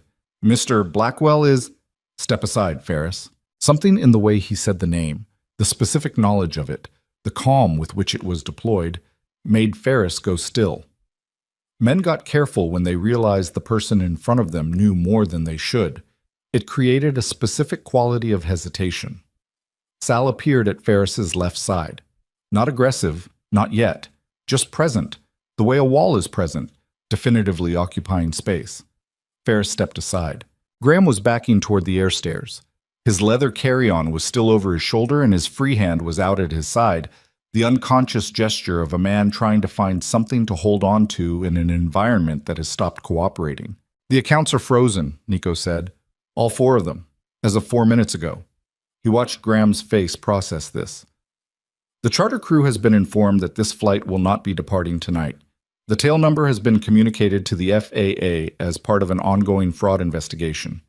He paused. "You have no money, no plane, and no exit. And the 2 men you sent to my estate tonight are in a room in my house explaining in some detail who hired them and what they were paid." Graham's jaw worked.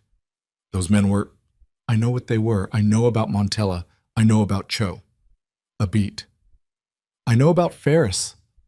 The name landed the way he intended it to land. Graham's eyes moved to Ferris and back to Nico with the reflexive calculation of a man checking whether an ally has just become a liability. And in that half-second of calculation, Nico saw everything he needed to see about the nature of the relationship. "Whatever you think you know, I know about my brother," Nico said. His voice stayed level. He had decided on the drive over that he would keep it level because the version of this conversation where he lost control of his voice was the version where Graham got to perform victimhood, got to be the frightened man in the rain, and Nico was not going to give him that frame. I know about Victor Pelham. I have recordings and financial records and a witness statement that Victor gave to my people 6 months ago in exchange for a conversation we have not yet had with federal prosecutors. He let that settle. Victor talked for 4 hours. He was thorough. Graham had gone completely still. I have everything, Nico said. I've had it for months. The reason you're standing here instead of already being in a federal holding facility is because I needed you here, on this tarmac, in the rain, with nowhere left to go. He took one step closer. I wanted you to know it was me. Graham's mouth opened. My daughter, he said. The words came out with a specific quality, not remorse, not exactly, but the last resort deployment of the one variable that Graham had not yet introduced into the current calculation. He said my daughter the way a man throws something onto a fire, hoping it changes what burns. What about her? Nico said.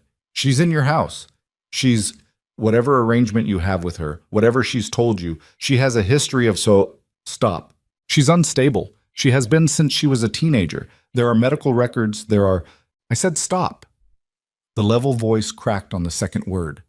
Just slightly. A fracture in the structure, the first one.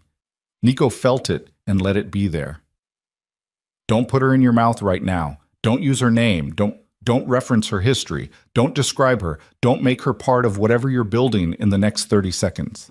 He stepped closer, 1 foot of space between them. You don't get to use her anymore. Graham was shaking. The rain had soaked through his jacket and was running down his face, and his hair was flat against his skull, and he looked 61 years old in a way he had not looked in the penthouse. The specific 61 of a man whose infrastructure has been stripped away and whose body has been reminded that it is not young. What do you want? Graham said. I wanted you to know it was me, Nico said. I already told you that. What are you going to do? Nico looked at him for a long moment. In the 11 months he had spent building this, he had imagined this moment with various endings. The versions his grief had written were violent, clean, final, the kind of ending that closed the account in the oldest terms available. He had not been sentimental about those versions. He was not a man who operated without violence, and he did not pretend otherwise. But standing here in the rain on the Linden tarmac, with Graham Blackwell 6 inches in front of him, Nico found that the ending his grief had written and the ending that felt correct were not the same thing. Death was mercy. He had thought that in Graham's penthouse, and he still believed it. Men like Graham, men who had spent decades operating behind layers of insulation, wealth, lawyers, reputation, the strategic deployment of people weaker than themselves, understood instinctively that the worst thing that could happen to them was not death, but exposure. Exposure was the stripping away of every layer. Exposure was being made visible as what you actually were, in public, permanently, without the resources to construct a counter-narrative. I'm not going to kill you, Nico said. Something moved through Graham's face that might have been relief before it became something else. I'm going to hand you to the federal investigators who have been waiting for the documentation I've been assembling for 11 months. Nico reached into his jacket and produced a phone, turned it to show Graham the screen. A secure messaging thread, a name at the top that Graham recognized because it was the name of the lead investigator on a task force that had been notionally dormant for 3 years and had in fact been active and very well informed. They have everything. Every account, every transfer, every communication with Victor Pelham, every decision that led to my brother standing in that parking structure on a Tuesday night. He held Graham's gaze. They also have the medical records. Your daughters. The ones you thought were sealed. Graham went white. The abuse documentation has been delivered to 3 separate entities, Nico continued. A prosecutor's office, a journalist with the Times who has been working a financial crime story for 8 months and is now working a different story, and a victims advocacy organization whose legal team has been briefed and is prepared to file. He put the phone back in his pocket. Your name, your history, and your specific crimes will be public record within 48 hours. You will not have money, you will not have lawyers capable of managing this exposure, and every person who has ever done business with you will spend the next 6 months aggressively distancing themselves from your name. Graham's breathing had become audible, short, shallow, the breathing of a man whose chest is not cooperating. The people I'm handing you to, Nico said, are not as patient as prison. You understand what I mean by that? Graham understood. His face said so with complete clarity. Victor, he started. Victor is already handled, Nico said. You're the last piece. He stepped back. He turned to Sal and gave a single nod.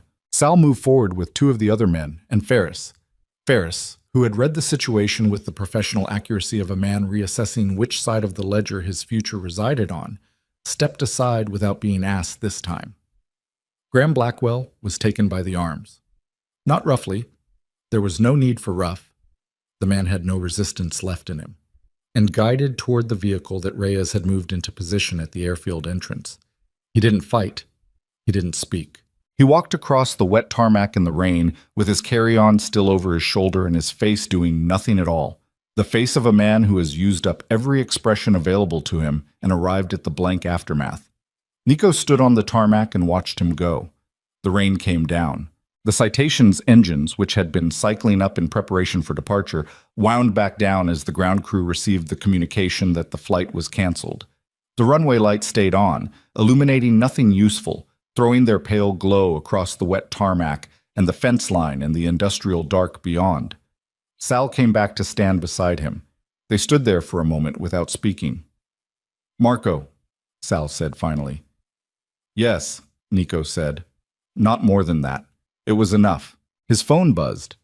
He looked at it expecting Reyes or Carver, expecting the operational follow-through, the logistics of the handover and the documentation delivery, and the 48-hour sequence he had set in motion.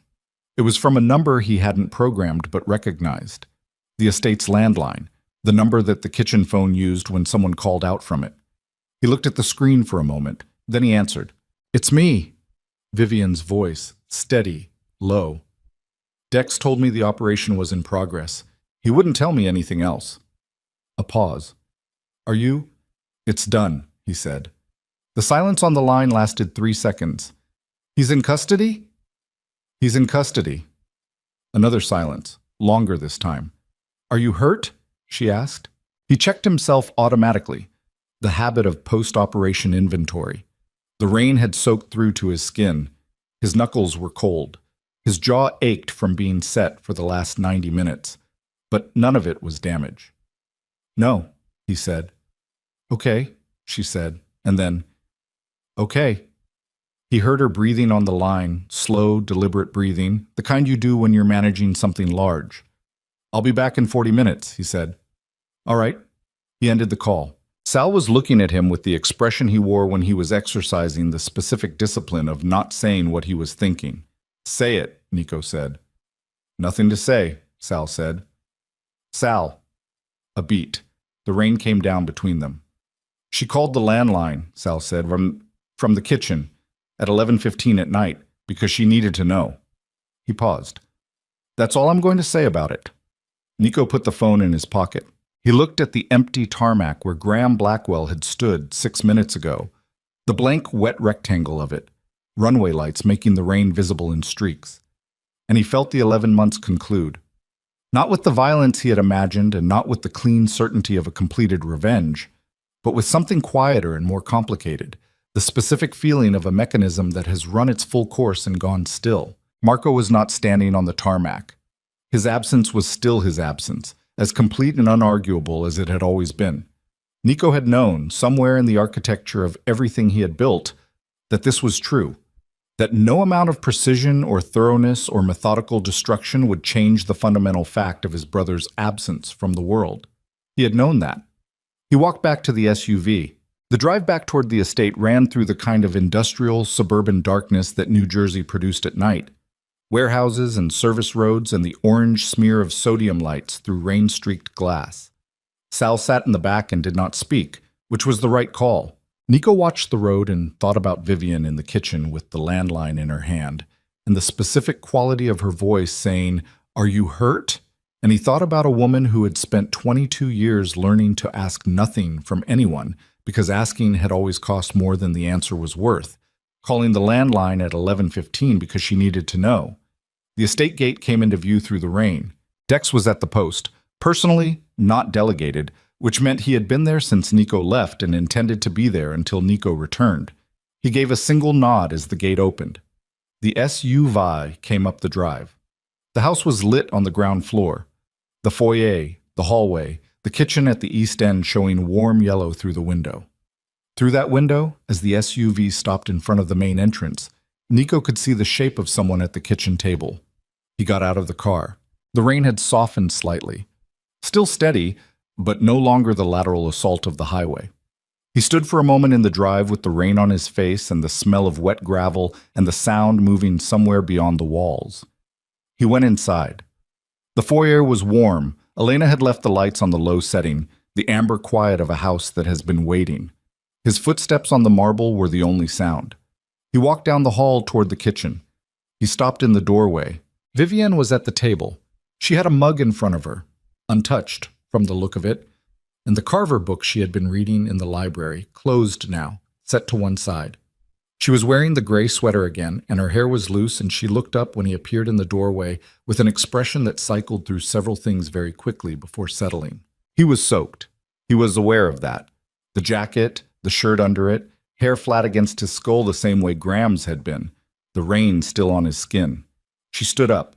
She crossed to him and stopped 2 feet away and looked at his face with the careful, specific attention of someone checking an inventory. "You're not hurt," she said. "I told you I wasn't." "You tell me a lot of things." She looked at him for a moment longer. "He's really in custody?" "Yes." "Ferris too?" "Yes." He watched her absorb it. "The documentation goes to the Times in the morning. The prosecutor's office already has everything. It's moving." She was quiet. He watched her process it, the thing she had been waiting for without allowing herself to believe it would actually arrive, the end of the mechanism, the removal of the thing that had controlled the terms of her entire life. He watched her process it with the contained precision she applied to everything, and he watched the processing complete, and he watched what was on the other side of the completion move across her face in the kitchen light. It wasn't relief. Not exactly. It was something more complicated than relief. It was the specific expression of someone who has been holding a weight for so long that the removal of the weight doesn't feel like freedom yet. Feels first like the unfamiliar sensation of not holding something, the phantom pressure of an absence. She pressed her hand flat against her sternum, breathed. "Okay," she said, barely audible. "Okay," he said. They stood in the kitchen doorway in the quiet of the house with the rain on the windows and the estate security running its perimeter in the dark outside. And the distance between them was 2 feet and also something else. Something that had been building from the moment in the penthouse when he had said yes for reasons he thought he understood and had in fact understood nothing about. She looked up at him. "What happens now?" she said. He opened his mouth to answer, and from Sal's direction, from the front of the house, came the sound of the door. Not Sal's footstep, not any expected return, but the specific sharp sound of entry that was wrong in its rhythm, wrong in its pace, wrong in the way that every trained instinct in Nico's body recognized before his conscious mind had finished processing it. The door opened, and the man who came through it was not Sal, and was not Dex, and was not anyone Nico had cleared for entry tonight, and in his right hand was something that caught the foyer light in a way that the man in the foyer was Cho. Nico had never met him in person, had only seen the photographs his network had assembled. The careful, candid surveillance images of a 60-year-old tax attorney who moved through the world with the unremarkable precision of someone who had spent a career being invisible by design. In the photographs, Cho had looked like what he was, a functionary, a facilitator. The kind of man whose entire professional value resided in the fact that no one ever looked at him twice. He did not look like that now. He looked like a man who had received a phone call 40 minutes ago, from Graham, from the car, the last call Graham had made before Sal took the phone, and who had understood in the course of that call that everything he had built his professional survival on was gone, and who had made the specific decision that desperate men make when they have nothing left to protect except the possibility of walking away from everything that is about to collapse on top of them. The thing in his right hand was a gun. Small caliber, the kind that fits in a jacket pocket. The kind that a man who is not a violent man buys because the idea of having it makes him feel less exposed, and then one day finds himself actually holding. His hand was shaking, not slightly. The gun moved in a visible arc with each pulse of his heartbeat, the tremor of a man whose adrenaline had exceeded the structural limits of his composure. Nico stood in the kitchen doorway and did not move. Behind him he heard Vivian go absolutely still, the cessation of breath, the physical compression of someone making themselves smaller without moving their feet. "Cho," Nico said. The man's eyes moved to him. They were red at the rims, the eyes of someone who had been sitting with a very bad situation for several hours before deciding to do something about it. "It's over," Cho said. His voice cracked on the second word, and he pressed through it. You have the accounts. You have Graham. You have everything. What you're going to give to the Times." He stopped, swallowed. "My name is in those files." "Yes," Nico said. "I can't. If my name goes to the Times, I know." "Then you know why I'm here." Nico looked at the gun, calculated the distance, 12 feet, the width of the foyer hallway. The gun was shaking. Cho's finger was on the trigger with the inexpert pressure of someone who had not trained, who did not know that the index finger does not belong inside the guard until the moment of intent, who did not know how much or how little pressure a trigger required. Dangerous in a specific way, not because Cho was capable, but because incapable men with shaking hands and nothing to lose operated outside the logic that made threats manageable. "You drove here," Nico said. "Conversational, level. The specific register of someone who is not afraid and needs the other person to understand that without making it a challenge. Tonight. From wherever you were when Graham called, you drove here in the rain with that in your jacket. I need those files," Cho said. "The documentation you gave to the prosecutor. I need to know what's in it. I need to know if there's a deal available. I need—" His voice broke again. "I spent 30 years. I spent 30 years building a practice. I have a family. I have—" "Put the gun down, Cho." "I can't." "You can. You're going to, because this is not what you are."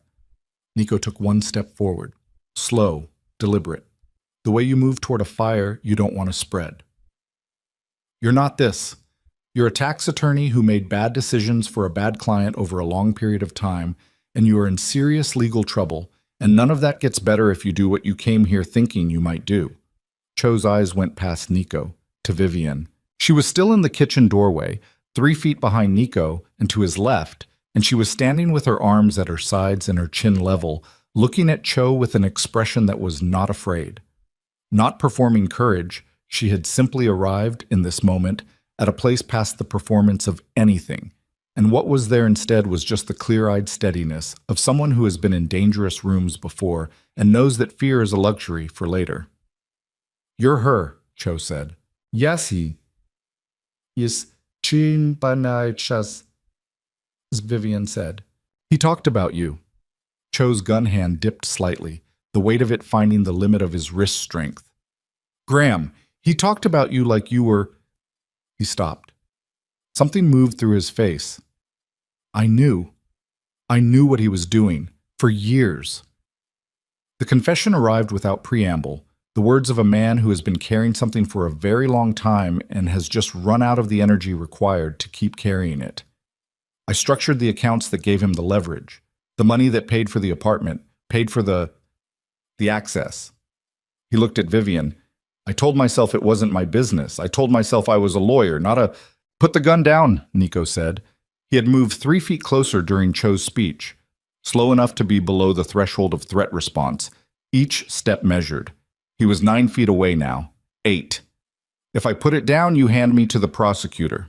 I hand you to the prosecutor either way. The question is what you hand me in return." Nico stopped moving. "Graham is in custody. Victor Pelham gave us 4 hours of testimony 6 months ago. What I don't have, what the prosecutor doesn't have, is the full account structure. The shell entities that aren't in Graham's primary files. The transfers that Carver's team flagged but couldn't fully trace." He held Cho's gaze. "You know where they all go. You built them." Cho stared at him. "You want me to—" "I want you to put the gun down. Then I want you to sit in my office and tell me everything. Tonight. All of it." a beat. In the morning, I make a call to the prosecutor's office.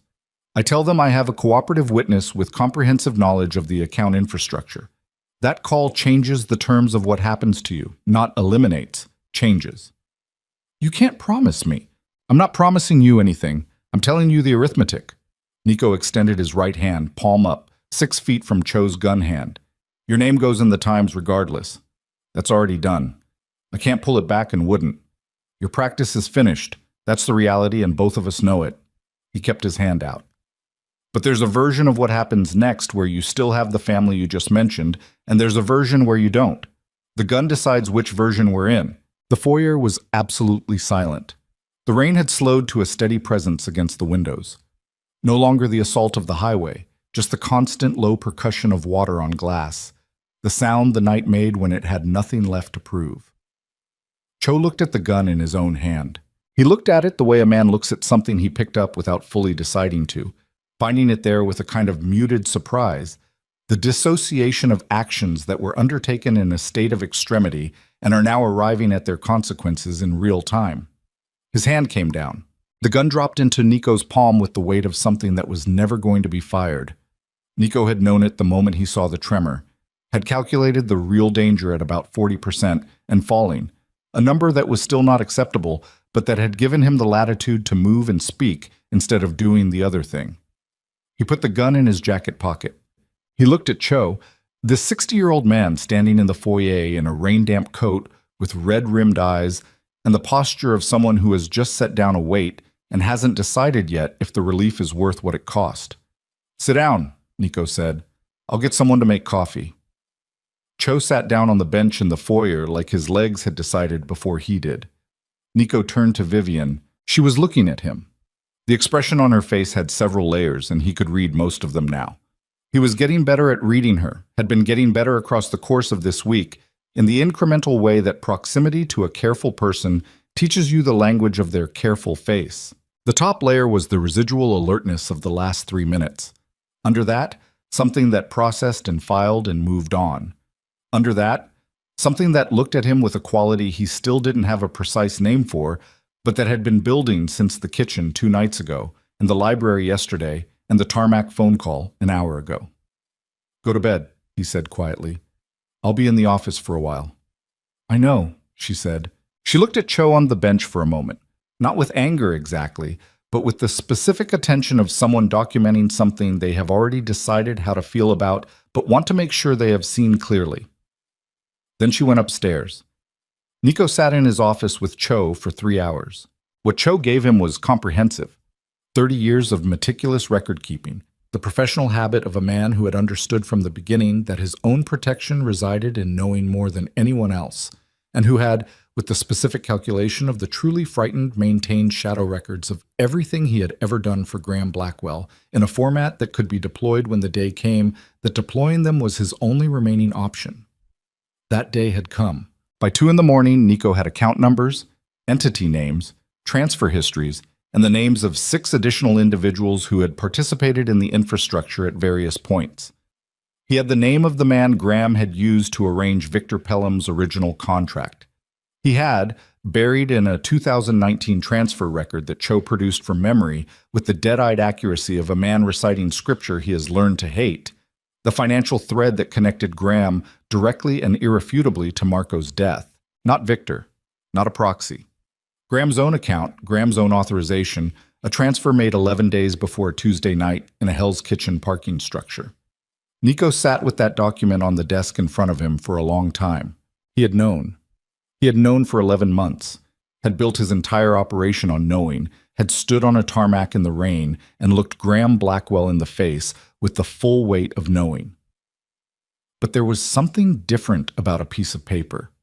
Something different about the specific rectangle of a printed transfer record with a date and an amount and a name.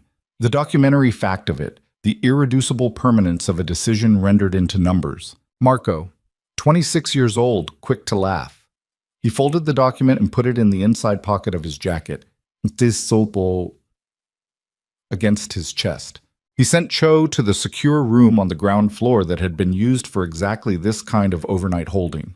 Not a cell, a room with a lock on the outside, a bed, a bathroom, the minimum requirements of adequate treatment, with a clear understanding that in the morning Nico would make the call to the prosecutor's office and Cho's cooperation would begin its formal recorded phase. At 2:30, he went upstairs. He stood in the hallway outside Vivian's door for a moment. He knocked, a beat. Then, "Come in." She was awake. Had not been asleep, he suspected, or had been in that particular threshold state of someone too alert for sleep and too exhausted for full consciousness. She was sitting up in the bed with the lamp on low, the Carver book in her lap, and she looked at him when he came in with an expression that read the whole shape of the last 3 hours in the set of his face. "You got what you needed from him," she said. "Yes." "Is it enough?" "More than enough." She nodded. Her hands were in her lap, the book set aside. He pulled the chair from the writing desk, the same chair he had pulled the first night, and sat in it, 3 feet from the bed, the lamp between them.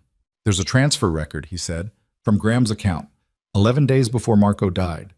He said it without preamble because he had decided at some point in the last hour that she had earned directness, had been earning it across the whole course of this week in ways he had not fully accounted for until now. "It's not circumstantial. It's his name, his account, his authorization."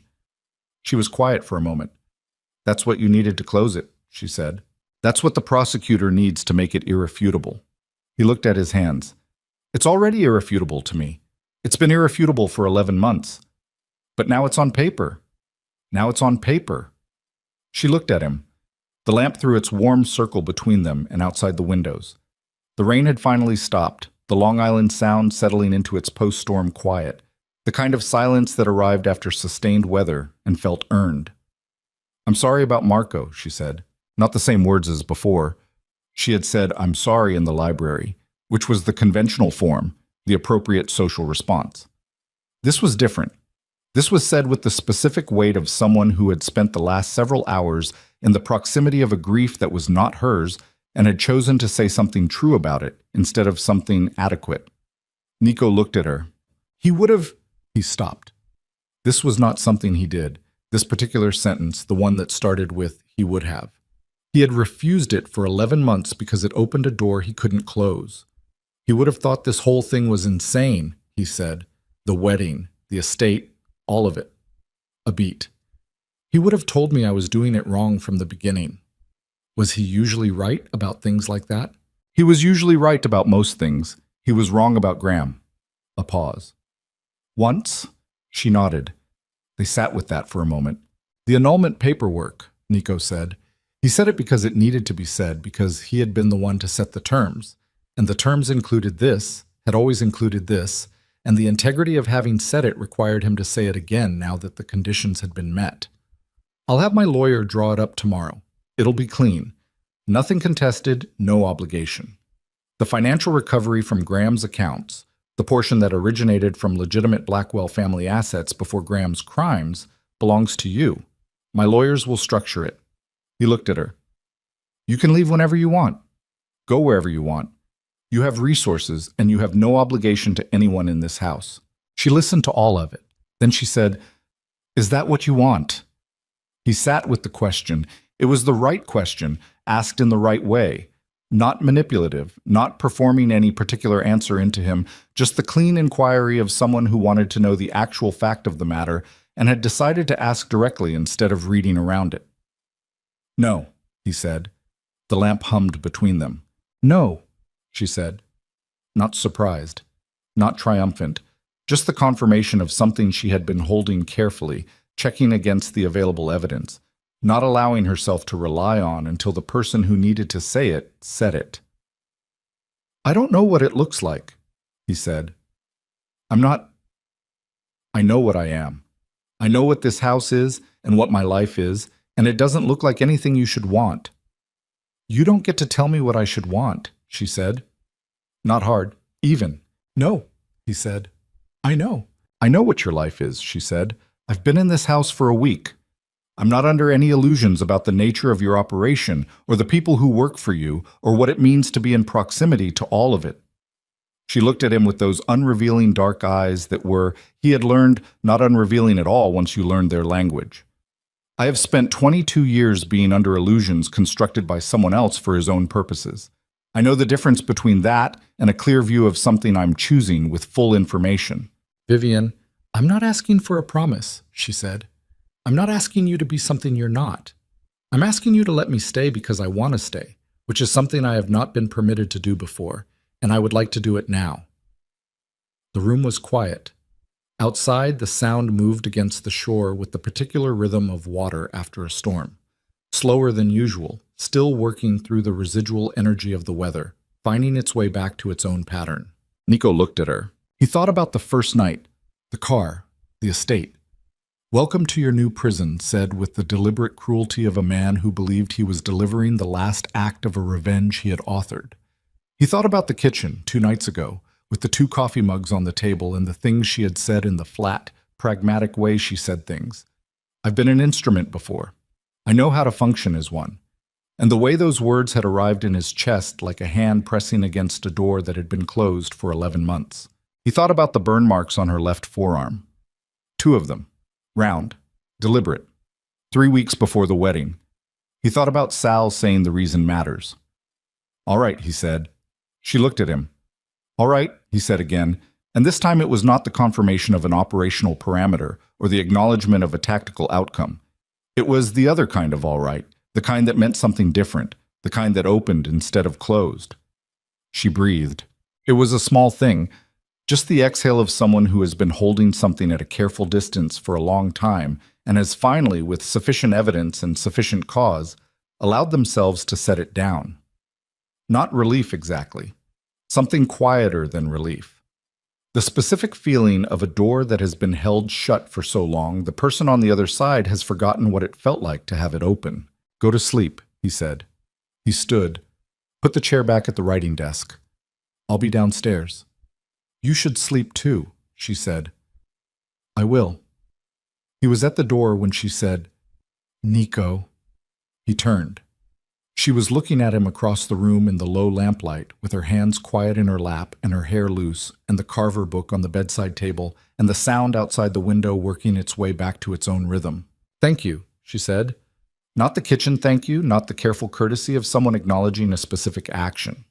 This was the other kind.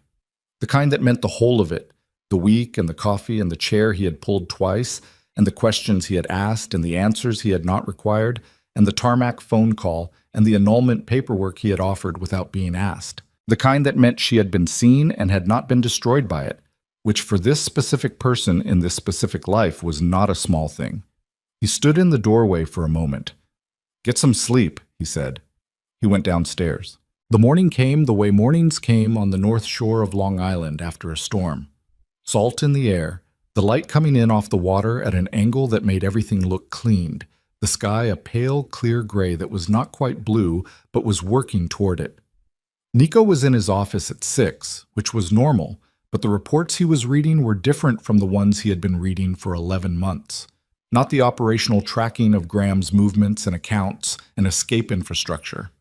The follow-through, the prosecutor's office, the Times journalist who had sent 3 messages overnight confirming receipt and asking 2 pointed follow-up questions that Nico's lawyer would answer. The victim's advocacy organization whose lead attorney had already filed 2 preliminary motions. The machine of consequence running under its own power now. He made the call to the prosecutor's office at 7:15, confirmed Cho's cooperation, gave the name of his own attorney as the contact for documentation transfer. The voice on the other end was professionally neutral and carefully unhurried, the voice of someone who had been waiting for this call for a while and was not going to let the satisfaction of it show. When he hung up, he sat for a moment with the phone on the desk. Marco. 26 years old, quick to laugh. The grief was not gone. He had never expected it to be gone, had never believed that the architecture of the last 11 months was a structure that could contain grief, only one that could give it direction. Direction had been necessary. Direction had been the difference between drowning and moving, but the direction had completed. The structure had served its purpose. And what he was left with, sitting in his father's office in the early morning with the sound going pale gold outside the window, was the grief in its actual shape. Not the operational form he had been carrying, the compressed fuel of it, but the real thing, The absence of a 26-year-old who had been quick to laugh and wrong about Graham Blackwell exactly once. He let it be there. For the first time in 11 months, he let it be there without turning it into something useful. Elena arrived at 7, and he heard her moving in the kitchen, the familiar sounds of the house beginning its morning. At 7:30, he heard the creak of the stairs, the specific creak of the fourth step that he had been hearing his whole life, and that had never been repaired because his mother believed old houses deserved the sounds they had earned. Vivian appeared in the office doorway. She was dressed, dark pants, a different sweater, her hair pulled back. She looked rested in the specific way of someone who had finally, after a significant deficit, slept without waking. She looked at him. "You didn't sleep," she said. "I slept some." "You look like you slept some." She came in without being invited, which was new. The first time she had entered any room in the house without explicit permission or direction. The first small exercise of the occupancy she had asked for last night and been given. She sat in the chair across from the desk, the chair where his lawyers sat when they needed to discuss things, and looked at him with the careful reading she applied to his face. "Did you make the call?" "Yes." "And Cho?" "Cooperative. His lawyer arrives at 9. He'll be processed through proper channels today." "And the Times?" "The story runs tomorrow morning." She absorbed this sequence with the same contained precision she absorbed everything. Then she said, "Graham won't get a deal." "No." "Good." She said it simply, without performance, the statement of a straightforward conclusion. He looked at her across the desk. "The annulment paperwork," he said. "I told you last night what I wanted. I know what you told me.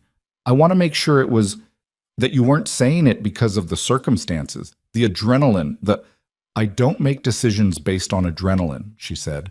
"I have spent 22 years making decisions based on survival arithmetic in high-pressure situations. I know the difference." She held his gaze. "I know what I said." He was quiet for a moment. "It's not a simple life," he said. "What I do, what this house is. I know. There will be things you don't want to know about. Things that happen through my operation that they're not clean things. I know that too. I'm not asking you to be comfortable with it. I'm asking you to understand it clearly before Nico." She said his name with the gentle authority of someone stopping a sentence that has already made its point. "I understand it clearly. I have been living inside complicated situations my entire life. The difference is that this one is the first one where the person at the center of it has not been using me as a mechanism." She paused. "That matters more than the complexity." He looked at her for a long moment. Sal appeared in the doorway. He had come in through the back entrance, which he always did, the habit of a man who had been navigating this house since before Nico was the one who ran it. He looked at Nico. He looked at Vivian in the lawyer's chair across the desk. He looked at Nico again with the expression of a man exercising the specific discipline of absolute non-commentary. "Cho's lawyer called ahead," Sal said, "arriving at 8:45. And the perimeter crew flagged them on telecontractors. The owner is requesting a conversation." "Tell him the conversation will be with my lawyer," Nico said. "Tell him to expect it." Sal nodded. He was almost out of the doorway when he stopped, turned back. He looked at Vivian. "Mrs. Moretti," he said. It was the first time anyone in the house had used the name. He said it with the careful, professional neutrality of a man who had decided something and was rendering it in the only form available to him. Vivian looked at him. "Mr. Cavarero," she said. Something moved through Sal's face that was not quite a smile, but occupied the same territory. He left. Nico looked at his desk, then at her. "He's been with my family since I was 19, he said. "I know. He looks at you the way people look at someone they've watched become who they are." He absorbed this. "Come on," he said. He stood. "Elena will have breakfast. You should eat." She stood too. They walked down the hallway toward the kitchen and through the window at the end of the hall. The Long Island Sound was coming up gold in the morning light, the storm-cleared water running out flat and calm to the horizon, the kind of morning that arrived after bad weather and made no comment about what had preceded it. In the kitchen, Elena had left bread and eggs and a pot of coffee on the counter. 2 mugs already set out. Nico poured coffee, handed her one. She took it with both hands, the way she always did, and looked out the kitchen window at the water. "It's a good view," she said. Yes. Is it always like this after a storm? Usually. He stood beside her at the window. Outside, the light was moving across the sound in the way it moved on clear mornings, in sheets, the way weather moved, changing the color of the water every few seconds from gray to gold to something between the two. The storms clean it out. It comes back quieter. She looked at the water for a moment. Then she looked at him. He looked back. Between them, two coffee mugs and a kitchen window, and the sound going gold in the morning light, and the specific weight of a week that had contained more than weeks, are usually asked to carry. Grief and violence, and the slow catastrophic dismantling of everything both of them had believed about why they were in the same room together. He reached out and put his hand over hers where it rested on the counter. Not a gesture with any performance in it. Not the careful orchestration of a man who knew how to use tenderness as a tool. Just the placement of one hand over another, the oldest form of one person communicating to another person that they are not alone in the room. She looked down at it. Then she turned her hand over and her fingers closed around his, and she looked back at the water. The sound ran out to the horizon, quiet after the storm. The scars on her forearm caught the morning light through the window, and he did not look away from them, and neither did she. They stood in the kitchen and drank their coffee and watched the water, and the light moved across it in sheets, patient and without commentary, the way light moved across things that had been through weather and come out the other side. Outside, the day was beginning. Inside, something else was beginning too, not loudly, not with the dramatic clarity of a conclusion, but in the quiet way that things begin when they are real, slowly, imperfectly, with the full knowledge of the cost already paid and the unguaranteed shape of what came next. Two people, one window, the water going gold. It was enough.